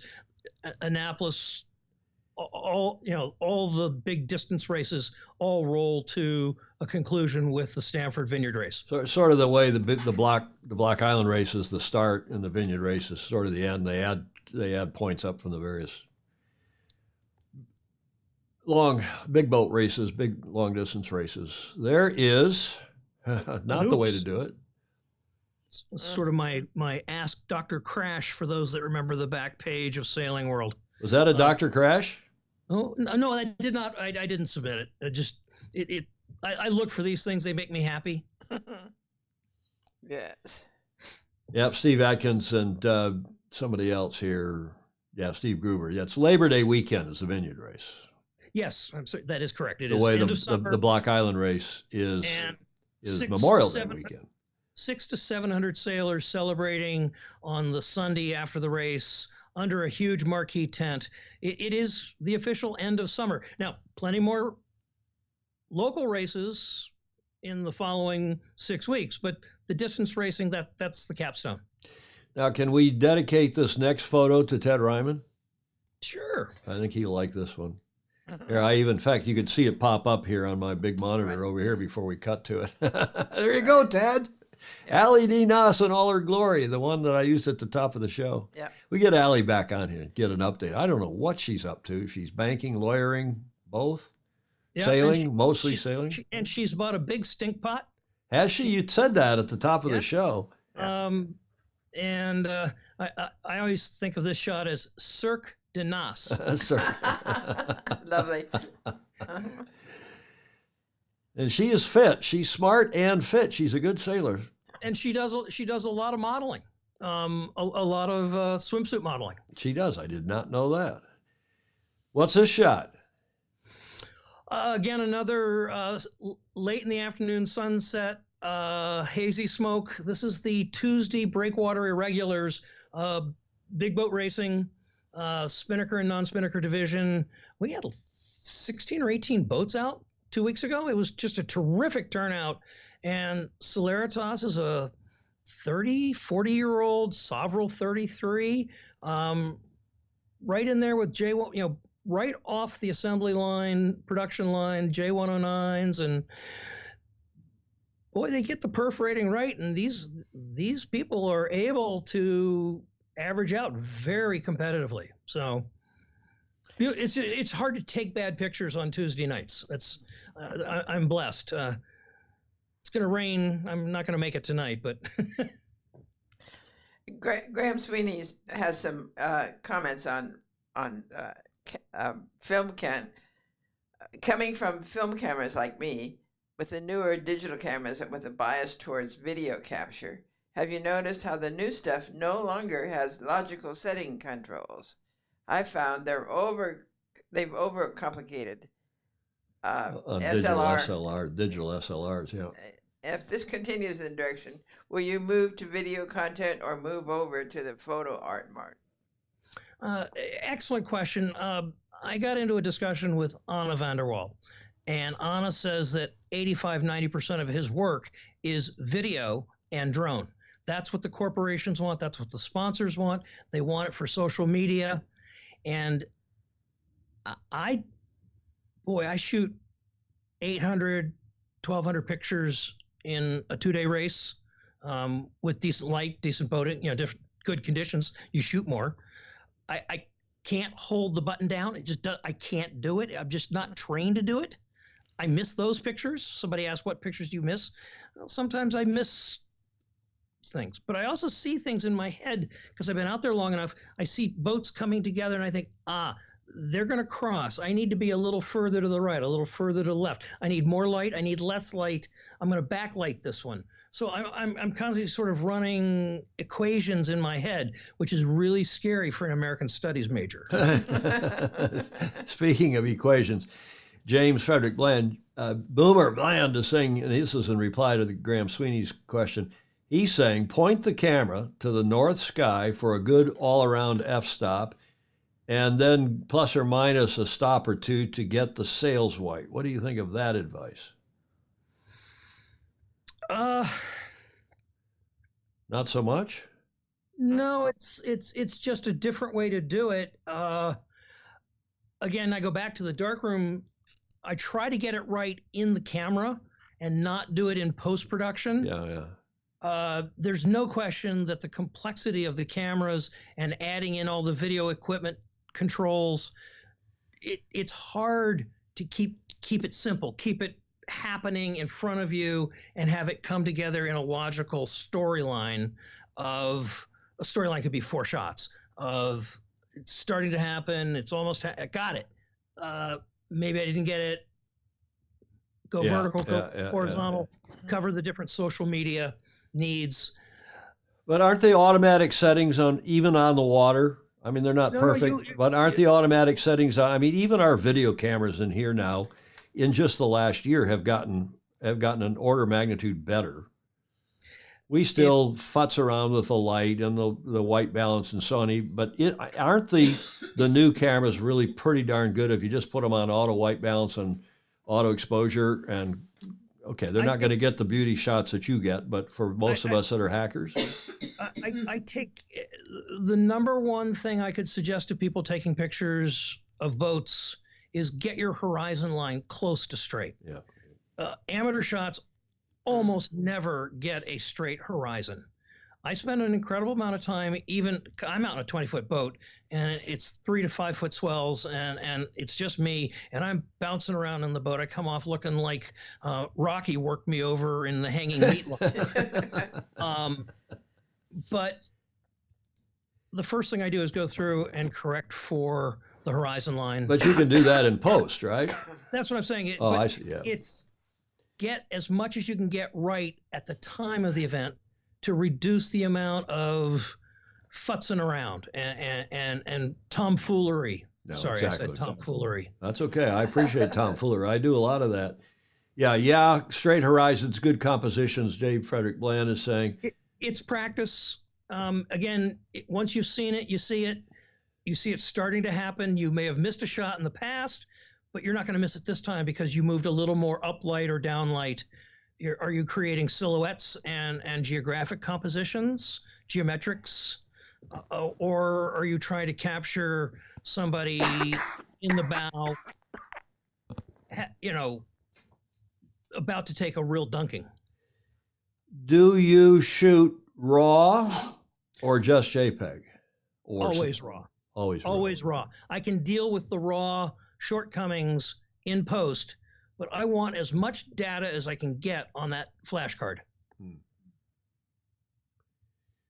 Okay, there's so many comments and questions here. We'll have to go back, and as Julia likes always to remind us, go back and read the questions. And it is, we always do, because there's so many questions we miss. We can't get through all of them. There was one other I wanted to. Oh, I know. You've got an invitation here from Steve Atkins, who's, as I've mentioned once or twice, is the past Commodore of the Madison Beach Club, a sailing and a great club there in Madison, Connecticut, just up the shore from you. He says, no Atlantic photos. Come to Cedar Point or come to Madison Beach. He's an Atlantic sailor. He also, I think, sails in Etchells. And he's one of our original, really regular FOSI on here, right, Julia? Right. That sounds to me like the next boat I need to shoot. Yeah, so, and I'm sure Steve and his wife will show you a good time up there, just like you obviously are having in Stamford. I want to look at this and then this final shot and then ask you one big picture question, if I may. Sure. But tell us about this. First Block Island overnight race I shot. I it might be a vineyard race. I'm going to have to check the date on it. This is 12, 14 years ago. This is when Maxis were racing around Long Island Sound, and what a blessing for a photographer to be able to play with Maxis like the Rambler, Titan. I don't know if you call a TP52 a Maxi, but it's a damn big boat, so having Steve Benjamin kicking around is not the worst thing in the world for me. Well, I don't think you'd call a TP52 a Maxi. At least the Secretary General of the International Maxi Association, who's often on here, Andrew McIrvin. But is this Rambler 88 or Rambler 100? 88. It looks like 88. It doesn't look big enough to be a 100, but beautiful shot. Every now and then I'll go back and recount all the different sailors. I think I get 16 or 17 sailors just in that shot. Yeah. I mean, that's a lot of people on a boat. Indeed. May I ask you a question? What do you think? Yeah. What do you think is? We said, we promoted this saying, give us an update on East Coast yacht racing. We know that the sport has, of late, since the pandemic, before, a lot of people bought boats during the pandemic, mostly I think power boats, but some sailboats too. What's your take on what's going on, Rick, with sailing in general in the Northeast? Well, it was one of the reasons that a couple of years ago I got very involved in writing a series of articles about getting kids involved in sailing and what are the pathways to big boats. And I profiled Sea Scout 6, Ship 6 out of Norwalk. It started with the idea of a girl at Stamford Yacht Club who was literally ready to throw Dad the keys to the Opti. I'm out of here, Dad. And Dad is a Naval Academy grad, and they own a Hansa. And the worst thing in the world she could have said to him was, I quit. I hate sailing. And Dad said, hang on a sec. And he went and talked to our new sailing director and said, I can't lose her. I can't lose her. This is huge. Exactly. This is a no-go, can't happen. But this is a smart girl. And she knows what she wants, and if she doesn't want it, she ain't going to do it. What do we do? And Lawrence McGrath said, let me see what I can do. And we had a Beneteau Figaro 2. And it was the start of a junior big boat sailing program. And suddenly she wasn't being roasted in an Opti in a windless Larchmont Junior Sailing Week. Exactly. And just... Exactly. My 30-now-year-old daughter is the same way. I bought her an Opti before she was 1 year old. She'd go out and stand in it. And then we started sailing, other things later on. And then we moved to Europe, and it was hard for her to do any junior sailing to speak of. But, it wasn't until she moved to San Diego and started sailing, as you would do, Julia, with the Commodore. Yes, indeed. With the Commodore. I think part of the answer to your question is you look at what Peter Becker did with Young American Sailing Foundation and getting Young American, a J105. He put kids on boats, and he made them responsible. And one of the fascinating things to him at the time was the boat did better when the girls were part of the team. When it was just the guys, they're busy playing grab ass, pardon my French, slap, yuck, yuck, yuck, yuck, doink, doink, Being frat boys. Frat boy stuff. Yeah. And girls were focused, and the boys had to raise their games, and his daughter wound up winning Newport to Bermuda in a junior boat. 2016. Yeah. Mm-hmm. You got Mud Rats Racing doing a great job. You've got Dawn with the Acorn and Sapling programs and pathways into sailing and sailing careers. There are very few people that get paid to sail, but if you have a job in sailing, you have access to sail. So she's going at it a very holistic process, and everybody's right in their different path. There is no singular way, but this corner of the country had a lot of good stories to tell. I think it was a 5-part series that ran over 18 months in Windcheck, and it started with I'm just going to do a story on the girl at Stamford Yacht Club. She didn't show up in the storyline till like the 3rd or 4th episode. So I kept getting just stories that kind of led up to how Grace found her salt. I think it's so true. I wonder what John, Emmett, who's, he's coaching at the Olympic level at a very high level. And it'd be interesting to see his response to this. And they're talking about squads, which I think is also the same kind of mentality. You're not just sailing by yourself in a moth, as you heard the young Bermuda lady. We're sailing with a squad and a team of us all training together. It's social. It's social. It's fun. And it's the same thing. We grew up, as you know, sailing on our, we had some crummy little boats that were our junior sailing boats, but we sailed our parents' boats. We sailed on, they were small one designs, 16, 18, 19, scows, 20, 21. We sailed on our parents' boats. And then we got to sail our parents' boats. And we were sailing big boats with adults. I learned way more sailing with my dad and other adults than I ever did in any junior sailing program, period. And now, okay, we know that junior sailing programs these days are also in part, they're kind of babysitting operations, sadly, at a lot of clubs, but not at all. So fascinating. We really appreciate it. With the right vision from the Commodores and some very sailing-oriented parents, they created new pathways. They've chartered big boats. Yep. They now have at least one, if not two, big boats coming this summer for the kids. Stanford hosts the Dorade race for the last 30, 40 years. We hadn't scared the podium in 10 years and maybe 15 years. And on top of that, it's just like we often didn't even have a team.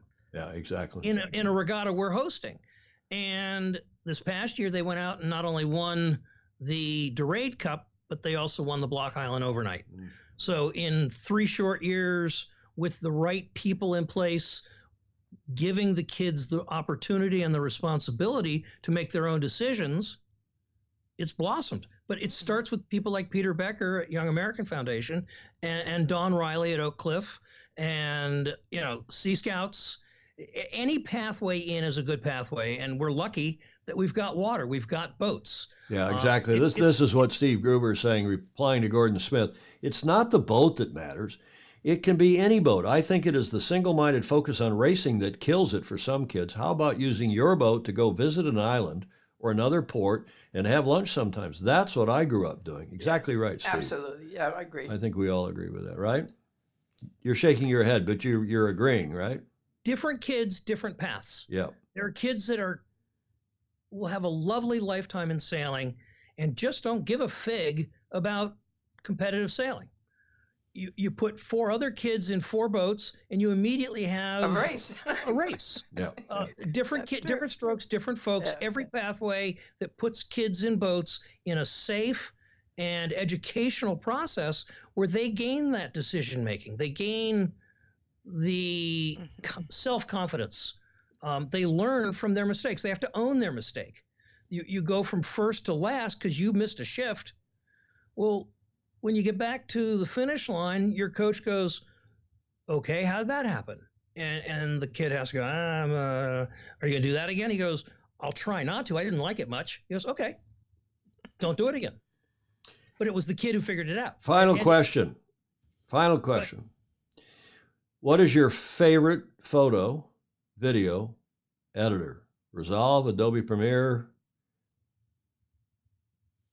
We are right back to keeping it simple.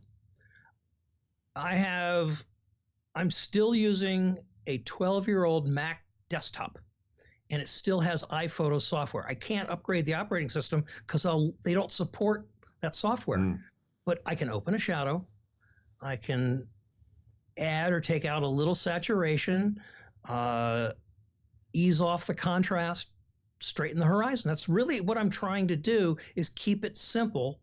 And I've tried to go down these paths, and you make one adjustment in one area and the rest of the picture gets all wonky. And I'm going to go back to, I'm an American Studies major who grew up in West Virginia. I'm with you. I'm not a techie kind of guy, and my grandson just turned 2, so I got no tech support yet.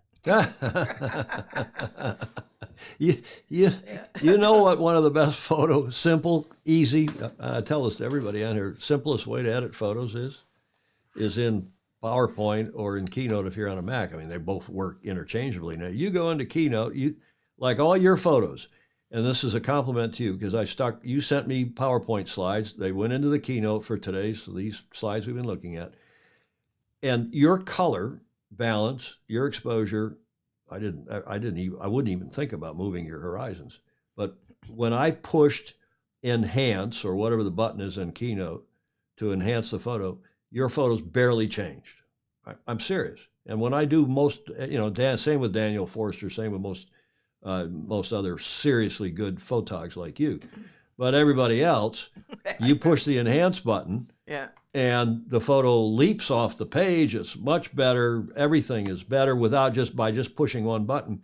And I can change the horizon if I have to by going into the little dial that changes and I can crop, you can blow it up. And I do that for, these PowerPoints, these keynotes have 100 photos, videos, embedded videos. I can even tweak the video. So that's an easy way to do it using Keynote. With my MacBook Pro that I take to events, download pictures to, so I at least got it off the camera. I do have Apple Photo. Yeah, it's not great. Apple's lost its loving feeling. It's lost its mojo. It used to have such simple, intuitive stuff that worked, and it's gotten complex for complexity's sake. I'm going to have to bite the bullet. I'm going to have to learn Adobe's Lightroom. And no one will ever see me again because I'm going down the rabbit hole with Alex. Because I've got three-quarters of a million images that I now could go back and drop that cloud in that wasn't there that day. I can start,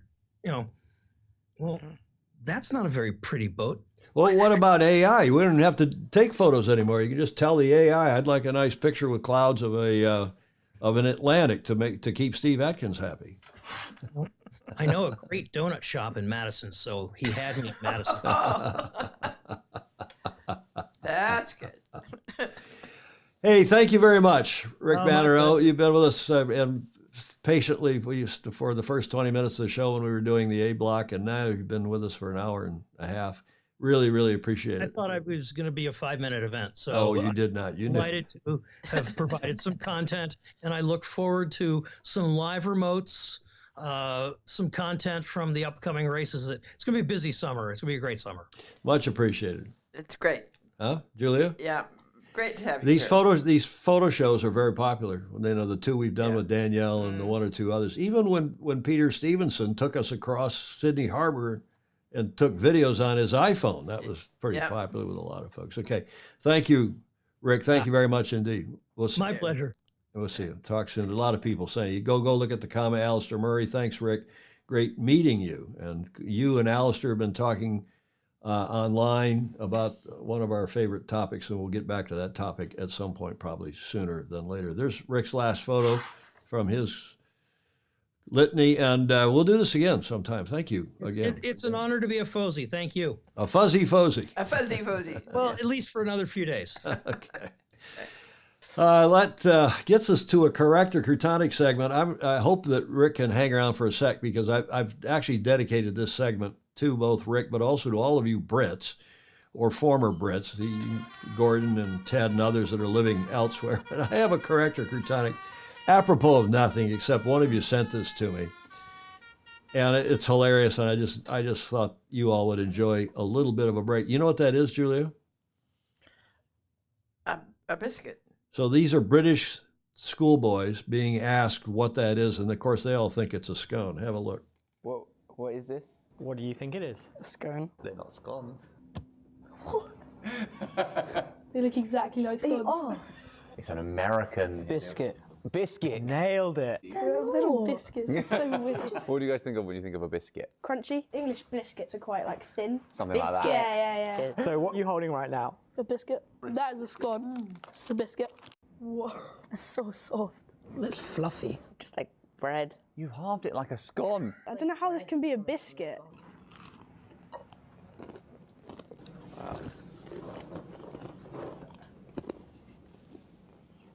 That's really good. It's good.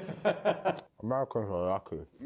Americans are lucky. It's like sweet bread, basically. That fresh loaf of bread. You'd almost always pair it with something. Oh yeah, I've heard of this. Yeah, yeah. Gravy. Yeah. Gravy. What? Why? How do they eat scones and gravy? Now it's a bit different than the gravy you might know. It's white. That's not gravy. That is not gravy. What is that? That is not gravy, I'm sorry. It looks a bit like it has so many vegetables in it. Oh my god. Yeah, it's lumpy. Oh, lovely. It's white gravy, which, of course, down in the southern part of this country, It looks like vomit. I can't lie. grits, It looks like vomit. biscuits, gravy, and fried chicken are the order of the day. And I thought we would dedicate this to all you Brits and to our Southerner who's with us today, because look at him. Because Rick's from New Orleans, and anybody that spent any time in the South, biscuits and gravy Yep. There's a lot going on. and fried chicken. I'm baffled. Like, what even is this? Okay. It wasn't as bad as I thought it was going to be. Quite nice. It's not too bad. Not too bad.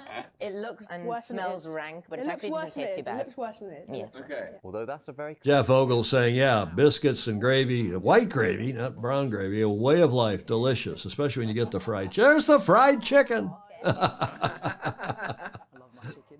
Dip some in the gravy and see what's put together. It's going to be lovely. I mean, anybody who puts, beans on toast, you can't complain. Okay, enough of all that. Thanks again, Rick. Thank you very much. I thought we'd dedicate that to you and our other Brit FOSI that are on here. Look at this kid's. He says this is okay. Oh, wow, full rub. It actually makes me happy. I'll go. Oh my god. Okay, enough of this. Just wait till he comes out with the southern Thanks to drawl. Dan Bergman, our FOSI, who sent that along. I couldn't resist. Apropos of the New York Yacht Club's regatta, the 196th annual regatta, which was this past weekend, we featured it at length on Friday. Just to give you a quick recap, we're almost 2 hours into the show here, but the North America's oldest annual regatta will feature 3 great days, or it did feature 3 days of racing, including the separately scored around the island race on Friday. They didn't have much wind, so they only went out to Castle Hill and back rather than going all the way around Connecticut Island. But New York Yacht Club, this is Harbor Court, which the club bought in 1988.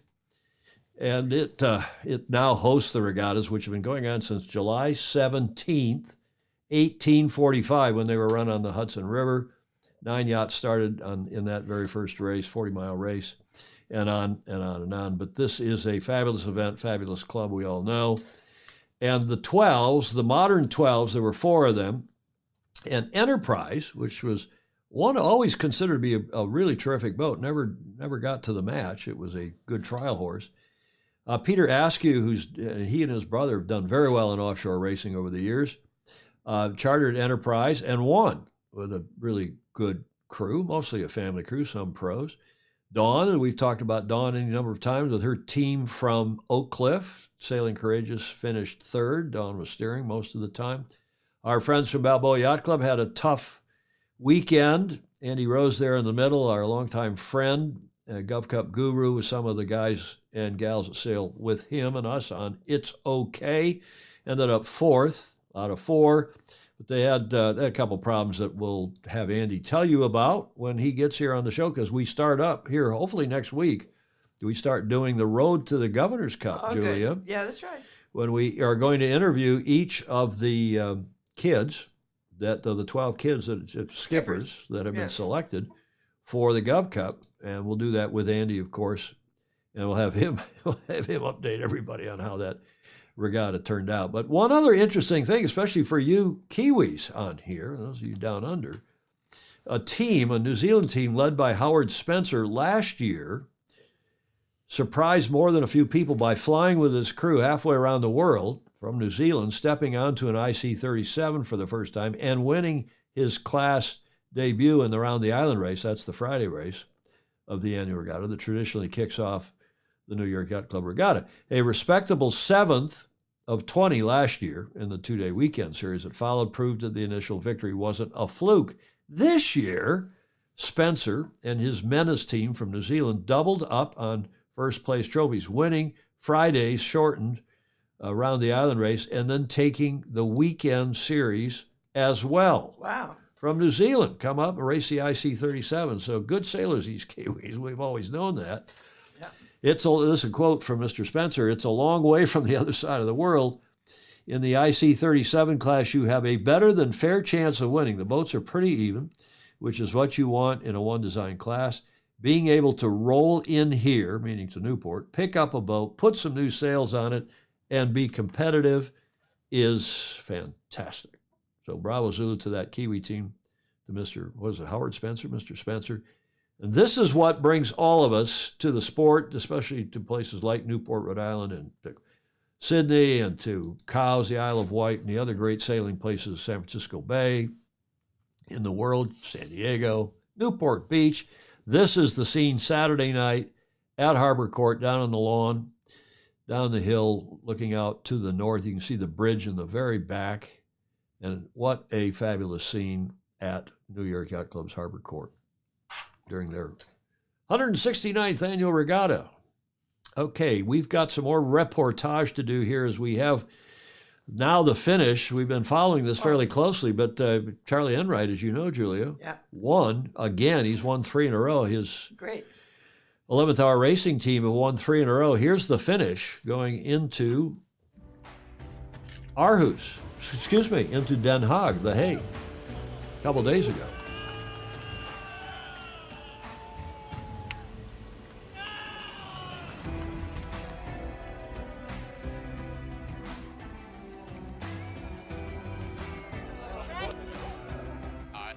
Amazing. This was the shortest leg we've had of the race so far, but it's right up there with the most intense. You know, it was just as hard as any of the other ones we've done, if not more. So it's good to bring it home in first place.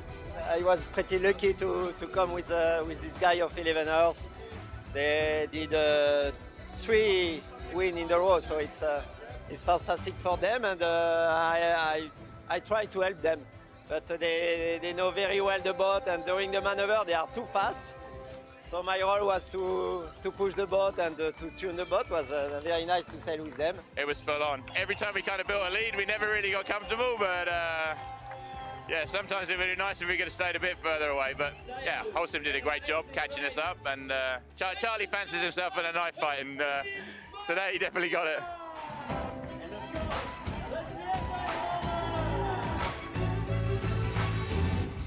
So Frank Camas, who joined the team for that leg, across the Atlantic and then down, actually those 2 legs, and he's, I don't know if he's helped, but they're now won 3 in a row, and 11th Hour Racing looking pretty good. By the way, they've already had the import race. The start's Thursday for the final leg over to Genoa in Italy, but the import race in Den Haag, in The Hague, was won by Geo Environment. Some people say, they let him win because this race is not that important.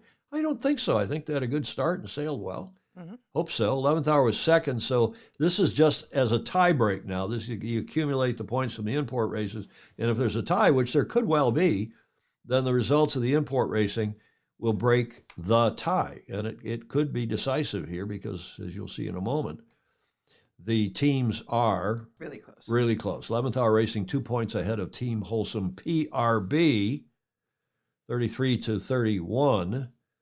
Malizia down now on 27, so they really don't have a chance.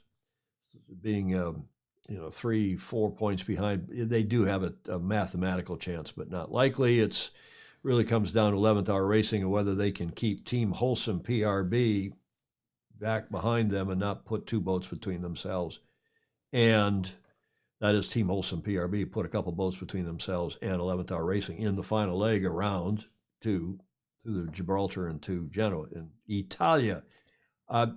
Remember, too, that the skipper of Team Holcim PRB has excused himself or been excused. We're not quite sure yet what that was all about.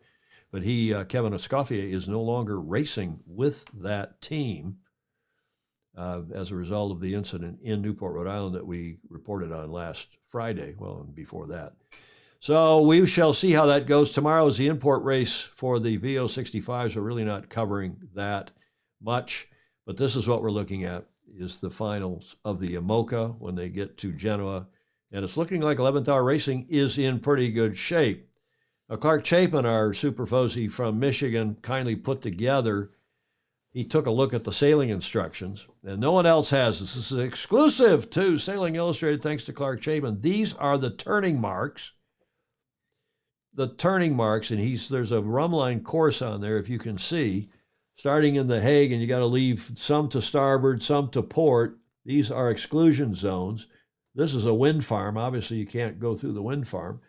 There's another wind farm over here. So this chart put together by Clark Chapin, much appreciated. Yes, it's fascinating and really well done. And there's 3 of them, because that's just leaving Den Haag. Then you get down around France, and then you get, so you have a couple more exclusion zones. Then you get down to south of the Iberian Peninsula and through Gibraltar and up into the Med before they get around to the finish in Genoa. Thanks, Clark Chapin, for that slide. That start is Thursday, so we'll be covering that in some length, I suppose. One never knows. We'll cover that on Friday.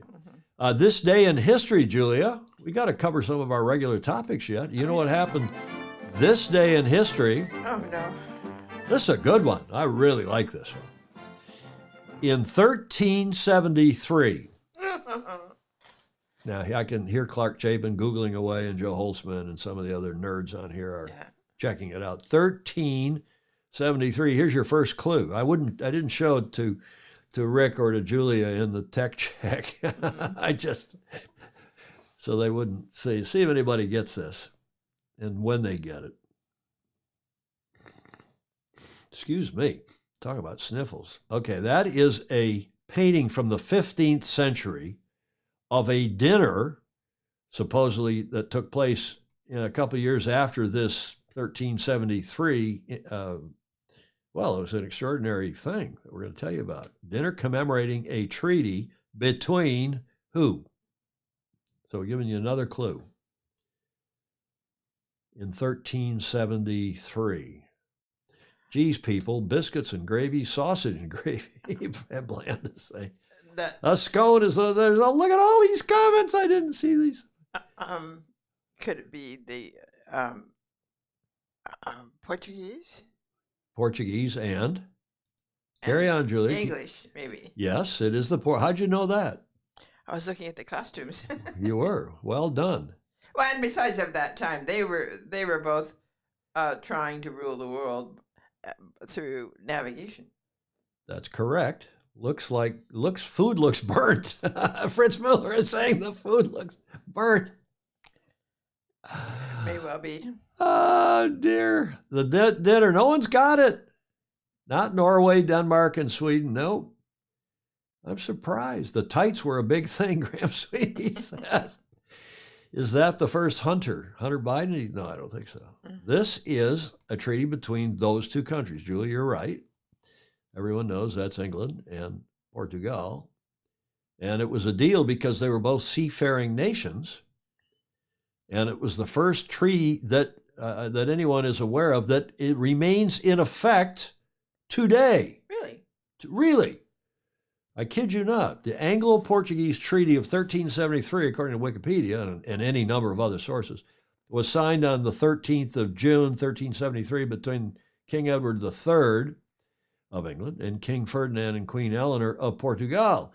It established a treaty of, quote, perpetual friendships, unions, and alliances, unquote, between the two seafaring nations. So, Julie, you had that. That was pretty good. Of course, I would expect that. You went to Stanford. You should know that. Well, I like that period of history. And is it... Why do you like that period of history? Because of the navigation stuff that was going on. And you got out of that well. That was pretty no, good. But it was interesting. Look at Bannerot's laughing his ass off. Go ahead. Was it then that they decided, I don't think it was, the international date line? Which I think that was later.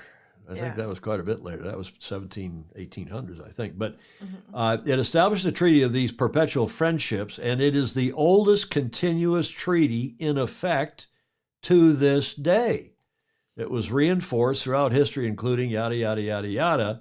It was recognized in the treaties, these two treaties in the 20th century, in the early part of the 20th century. And then along came this gentleman. Aha. Smiley. Where's his cigar? In 1943, the Portuguese government, remember, the Portuguese government was what during World War II? Famously neutral. Neutral, yeah. Right. But because of this treaty, the Portuguese government in 43, they probably could see the handwriting on the wall by then, but they leased to Britain what became a major Allied air and naval base in the Portuguese islands and the Azores. Prime Minister Winston Churchill recounted reporting on the lease to the House of Commons, and he said, "I have an announcement." I said, this is in his memoir, to make to the House arising out of the treaty signed between this country and Portugal in the year 1373 between His Majesty King Edward and the Portuguese King and Queen. I spoke in a level voice, and I made a pause to allow the House to take in the date, 1373. As this soaked in, there was something like a gasp. I do not suppose any such country of relations between two powers has ever been or will ever be set forth in the ordinary day-to-day work of British diplomacy. So, I don't know that it swung World War II, but it certainly was an important deal, and it took place supposedly on this date in 1373, the Anglo-Portuguese Treaty of Perpetual Alliance between the two seafaring powers, the Brits and the Portuguese. That was a great scuffle. A great? Well, they stole documents and raided ships to get the maps and of course, and all that. Why wouldn't you? Yeah. Why wouldn't you? Okay, that's this day in history. We got a quick America's Cup thing. Teams are packing up and heading for Barcelona. Have a look at this video via our AC37 Cup date. Yeah, it certainly feels like we're juggling a few balls at the moment. We've got the pack up of the AC75 and all the associated equipment, chase boats, slant containers, all of that sort of stuff going out the door, as well as an important sailing block at the moment where we're both feeding information into the design of our race boat, as well as race training with both the AC40s out on the water at the same time. We've got to make the most of every sort of opportunity we get, but we love a challenge, so we're into it and getting the most that we can out of it.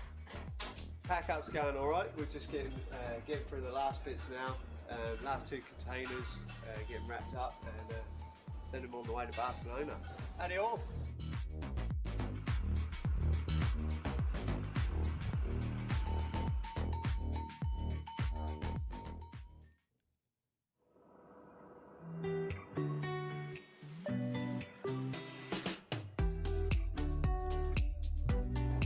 Nice early start.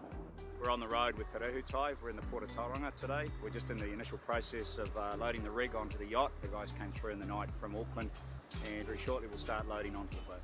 It's a 3.5-week run through to Europe. First bunch of guys will head up to Barcelona and start unloading Te Rehutai there, while the team picks up in New Zealand. It should be a very brief hiatus from the water for the sailing team, and we know they keep them happy, they've got to be yachting.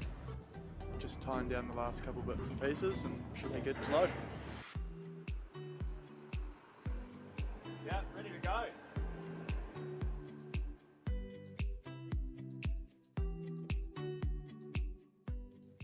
Okay, well, they're all doing the same or similar, heading for Barcelona, including especially ETNZ, who have the farthest to travel, brings us to the last leg. And Sail GP, my goodness, Sail GP is back, Julia, this weekend in Chicago. Been gone for 3 weeks. I know you'd think there was a summer off, but it's back on this weekend in Chicago. Season 4.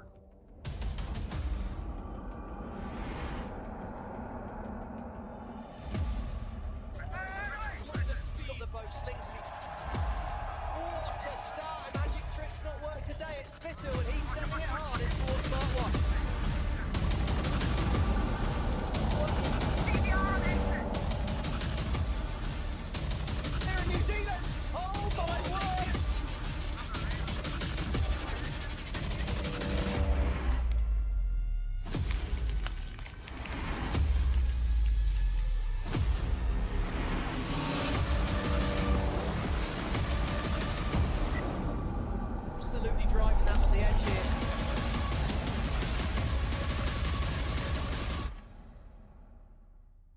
10 teams, 12 venues. Julia, did you like that video? Yeah, I did. You did? Mm-hmm. I guess it's exciting. I mean, it's not exciting, but it gives emotion and a good look at what's going on. Well, this weekend, there's a lot of comments, by the way, about, we're always running a few seconds behind the comments because it takes 15 seconds for this show to get to you and then some seconds for you to reply and get them back to us. But a lot of cool, interesting comments, especially today. I think that's because our guest was so interesting. Mm-hmm. Rick Bannerot. Stingray saying American Magic says some of them are already there in Barcelona. Yes, of course. And yes, they will be taking Patriot, their AC-75 from the last Cup, will be going with them. Yes, Germany is joining. That's the 10th team. And Ed Worley asking, will Canada be there? Yes, they will be. Canada will be there, but the team is for sale. The team is for sale. So the owner of the team, Fred Pye, from Canada, apparently couldn't make whatever payment was due to continue. So the league has taken the team back and is looking for a new owner. As I said, Julia, if you've got a spare $10 million or so, you could probably buy that team. Nothing to it, but it's otherwise committed. Well, you and Bannerot could split it, maybe, huh? Rick, would you like a Sail GP team? Yeah. Why not? Why not? Oh, Canada. So it's a cool event happening this weekend. It is the 16th through the 17th, so that's Friday and Saturday, not Saturday, Sunday, and that's for the television in Down Under, so you can see it in your Saturday and Sunday. Russell did his report. He does a Russell report before, major turning points, and this is before season 4 now. And his report, I've taken a couple of excerpts from it. As we head into season 4, he says the competitiveness of the league is at an all-time high, with 6 teams having won past events, and all teams, apart from Germany, which is new, winning at least one race. It's amazing to have that spread of competitiveness through the fleet, and the competition is only going to get tighter. We've got the best sailors in the world in this league, with the exception, and I thought this was really interesting that Sir Russell said this, and he's, because the guy is honest to a fault. I've done 3 campaigns with him and known him forever. He says, with the exception of Nathan Outeridge, who of course was running the Japanese team, now defunct, and Dylan Fletcher, both of whom are involved in the America's Cup, I'd love to get either of them back behind the wheel driving a boat again. They are obviously super talented, and it would be great to see at least one of them back in our lineup. Now, Russell doesn't say things like this offhanded either, so there's something else going on. Yeah. There's some subtle encouragement for either or both of them to get re-involved in the league. Right. Russell went on to say, elsewhere, the biggest challenge facing the established teams like Australia, New Zealand, and Emirates in the future might be keeping their teams together. I know there was a play for Australian wing trimmer Kyle Langford, and he almost went to another team. As private teams develop, the competition for key athletes will only become stronger, and I expect to see more of that in the future. Every team can have one non-national in their team. In fact, new teams can have 3. And like any sport, key athletes have a significant impact on their performance. I believe that's a good thing for professional sailing, where competitive tension develops in the market for the very top athletes. Sir Russell in his Russell report leading up to this weekend's regatta. That's a shot from last year, Navy Pier in Chicago, where they had a good crowd last year. Expect the same this coming weekend. 10 teams, including newcomer Germany. There they are, Australia, Canada, Denmark, Emirates, GBR. It's the only one with a title sponsor so far. France, Germany, New Zealand, Spain, Suiza, and the United States. Jimmy Spithill also did a statement today saying, we got to be more consistent in season 4 than they have been heretofore. Yes, he does too. So that's this weekend in Chicago. The schedule is local time. The racing is 4 to 5:30 Central Time. both days, both Friday and Saturday. That means 1400 to 1530 here on the West Coast. For those of you in Europe and beyond, 2100 to 2230 UTC is the live TV coverage, Friday and Saturday. Again, not Saturday and Sunday. Who's showing it? Well, that's a good point, because at least I can't remember if it's gone from Sky to ITV or if it's gone from ITV to Sky, but in the UK at least it's now free to air, from what I understand, one hears. Here in the US, I think they're still on the CBS Sports cable channel, which you have on your cable, but I don't have down here on my cable channel. And regardless, they show it tape delayed here in the US, so you don't see it live. For what that's worth. But you can watch it on YouTube if you have a VPN and you know how to do all that stuff. But, okay, that's this weekend. Season 4 begins already. Gets us to the finish line. The J24 is in Tampa, Bill Wingrove and Chris Howell's photo. And I've got the winners of the day and the losers, the croutons du jour. And here first, the winners. The Wing Foil World Cup Series. These wing foil, this is going to be the next, mark my words, this is going to be the Olympic event to replace the kites, because the kites are cretonic. Although we still have the best female kiter here in the world, Julia. Yeah, and we do. We do, right here. So I'm not saying it to feather our own nest, because I'm sure she'll be a very good wing foil racer as well. But they're having their World Cup Series. It's going on right now in one of the garden spots of the world. Have a look at who I think are the winners of the day.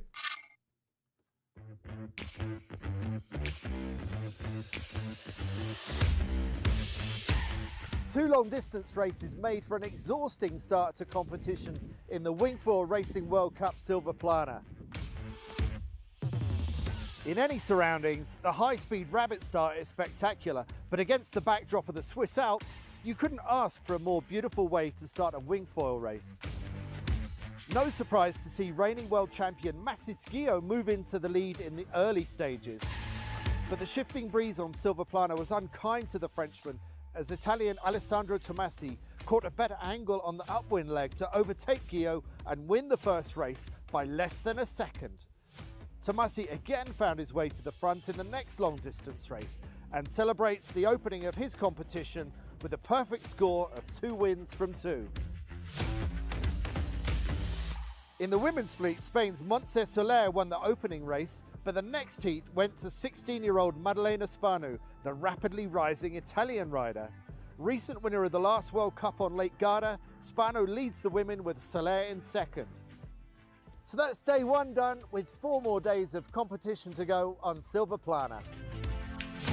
Our winners of the day, the wingfoilers racing at Silver Plana. Julie, do you know where Silver Plana is? No, I know where Lake Garda is. Well, it's near. It's in Suiza. It's in Switzerland, the other side of the border, but in the Alps, in the Swiss Alps. And I haven't been there, but it's near Garda. It's near where Meg went to school at Lugano and Como and so on. But fabulous stuff. Andy Rice does a nice job of those videos too. Thank you to him and Icarus Sports for that. The croutons du jour, we have a couple. This first thing, this came out this morning. I asked Emmett to look into it. He said, I'll check this out. The jury posted this notice saying, the protest committee do not consider this breach, meaning this is a question that they submitted. Are the support boats able to tow the moths onto their foils in light air? And the jury answered, they said, no, it's okay if it's before the preparatory signal and if it's in areas the support boats are permitted to be in. Okay, so far so good. Fine. And that question gets asked and they answered it, so all the competitors are on the proverbial same page. But then there was another question that the jury thought about, and they said, as not all competitors have support boats, the protest committee have yet not considered whether gaining this advantage would be a breach of sportsmanship, not the propulsion rule, but the breach of sportsmanship. Clark Chapin, are you listening? Under RR Racing Rules of Sailing Rule 2, meaning it's a non-discardable disqualification. We hope not to have to make this decision. What are you going to do in the meantime? Exactly. So It sounds like they haven't made the decision. They don't want to have to make the decision because they hope there will be enough air and they don't have anybody towing anybody onto their foils. Or they're hoping that people will maybe just make their own decision, say, hey, you know what, you probably better not do this because you might get subject to a Racing Rule 2 protest. Why didn't they just say it? Croutonic. Why didn't they just say, we consider that to be a violation if you do it, or we consider it not to be? I don't know. John Emmons going to look into it. Gordon Smith is saying it's croutonic. Isn't this outside assistance? No, if it's before when they're racing, Graham, if they're not yet racing, the preparatory signal is when you're technically racing under the rules. You can do whatever you want when you're not quote unquote racing, or you're not anything you want, but those kinds of rules don't apply until you're actually racing. So I don't know. Fair sailing, James Bland, fog machine, croutonic, but in any event, some fog machines reminding us that Silverplan is just south, I think it is, of Saint-Moritz, very close. Okay, enough of this. A lot of other excellent comments I saw in the previous stuff, one of which is Stingray's comment. You see that up there? Is it off the chart? He's saying Chicago Sail GP will be available live on YouTube, even in the USA. Oh, good. So that, Julia, that's good news. Yes. Without having to have a VPN or something. Yeah. Now we have another crouton of the day. That's the croutons du jour. The 2023 Moth World Jury. Unless I've got it wrong, and I asked John Emmett if he checked this out. That can't be right. Why would you put out? I've chaired dozens of world championships, juries all over the world, done 2 Olympics. You'd never put something like this out. You'd say, hey, we got this question, and we will answer it in due course, or here's the answer, but you wouldn't say something like this, kind of proceed at your own risk, and then we'll decide. Excuse me. Okay, enough of that. This is the other, I can't believe this, crouton du jour. This is somebody on Twitter. Let me take that off. The orcas attacking boats after a female orca was injured by a rudder, so he asserts, I guess it's a he, Shiv Ramdas something or another, that the orcas are attacking boats after a female orca was injured by a rudder. This is fascinating, but when you discover that what they're actually doing is tearing the rudders off the boats and leaving them to drift helpless to hurt another orca, so they can't hurt another orca ever again, it becomes the greatest thing ever. And of course, this guy is such a crouton. First of all, we've known from the expert we had on the show last week, or is it a couple of weeks now, but that this John, what was his name? John Bucket? John, forgive me for not coming up with a name. Yeah. An hour and two and a half hours into the show and I'm old.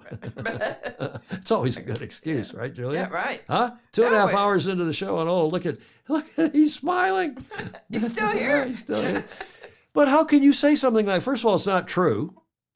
This is not what's going on with the attacks of these boats. They're apparently playing with them. And why would you ever wish that, unless you're some kind of communist? We're protecting the orcas. Now the guy's a socialist or communist he thinks all boats are bad.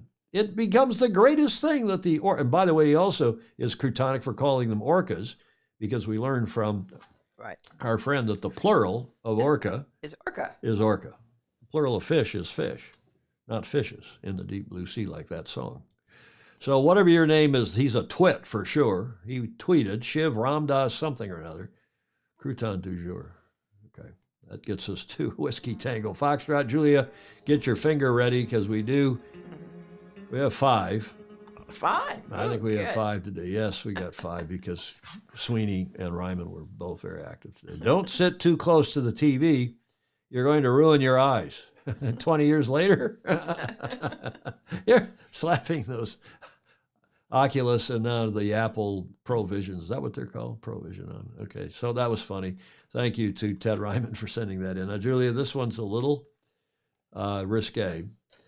And I had to ask Julia, she did not know if she understood the significance of the sandwich hub and the yellow logo with the small HUB. And Julia, being the very innocent person she is, did not recognize that. And I had to explain that there is the biggest website in the world is called Pornhub. Now, how would I know that? Well, Meg told me that. Do you believe that? I believe that. No. Pornhub, and it has that yellow, orangish yellow logo with the HUB in it. This is, I don't know if this is London. It looks like a London telephone number, but it could be Pakistan or India, or it could be any place. Sandwich Hub, sandwich that will make you come. You can wave your finger at Ted Ryman for sending that in. Look at Bannerot shaking his finger too. Yeah. I just think, you got to laugh at yourself. Now, this is clean and it's funny. It's the only way I can keep these millennials from checking their cell phones every 6 seconds. That came from Graham Sweeney. That was good. And this for all the nerds, Julia, for you, for everybody else. The square of the hypotenuse is equal to the sum of the squares of the other two sides. We all learned that in geometry, right? And then you got all these millennials down at the bottom. Fake numbers, you're a shill for big trig or trigonometry. Pythagoras recanted on his deathbed, I'm entitled to my own opinion, yada, yada, yada, the Illuminati symbolism. Well, I just added not to mention that math, we're being told in this country at least, is racist. What cretonicism is that? That was funny. That was from Graham Sweeney for all you nerds like me. Thank you for that. And finally, since this is a drinking show with a sailing habit, we have this one, courtesy of Graham Sweeney. I love you so much. I can't live without you. Is that you or the wine talking? It's me. I'm talking. Talking to the wine. To the wine. Julia, your witness. Yes. Who could resist follow and sharing this great afternoon? Indeed, and as you all know, comments are welcome. Well, not all of you know, if you're just watching for the first time because of our great guest today, and he was a terrific guest. If you're watching a replay, please comment. Go ahead. Usually our usual rules: be a lady or a gentleman. You don't use any coarse language. No name calling. We haven't said this in a long time. No name. We don't have to because everybody's so well behaved. Yeah. No personal attacks, and we never see that. And if we do, we will ban you. It's a one strike Instantly. and you're out, right, Julia? Right. Because we do go back and look at those comments, and if somebody says something nasty about Rick Bannerot, we will ban you for life. Rick, I've turned your mic back up. Thank you, sir. Thanks again. Oh, Very much. It was terrific. what great fun, and thank you for the opportunity. Let's do it again sometime. I'd look forward to that. Okay? Ciao. Ciao for now. Julia. Sir. We'd like our people watching to become a patron at patreon.com/join/Sailing Illustrated. Give us $1 or $2 or more per month to keep us on the air. And thank you to all the people who gave us media today, including, and of course, Rick Bannerot and all his great photos. Julie, any last minute thoughts before we sign off? No. Okay, in that case, we hope you have a great rest of your week. We'll see you same time, same channel on Friday. And in the meantime, sail fast, sail safe, and have fun. Ciao for now.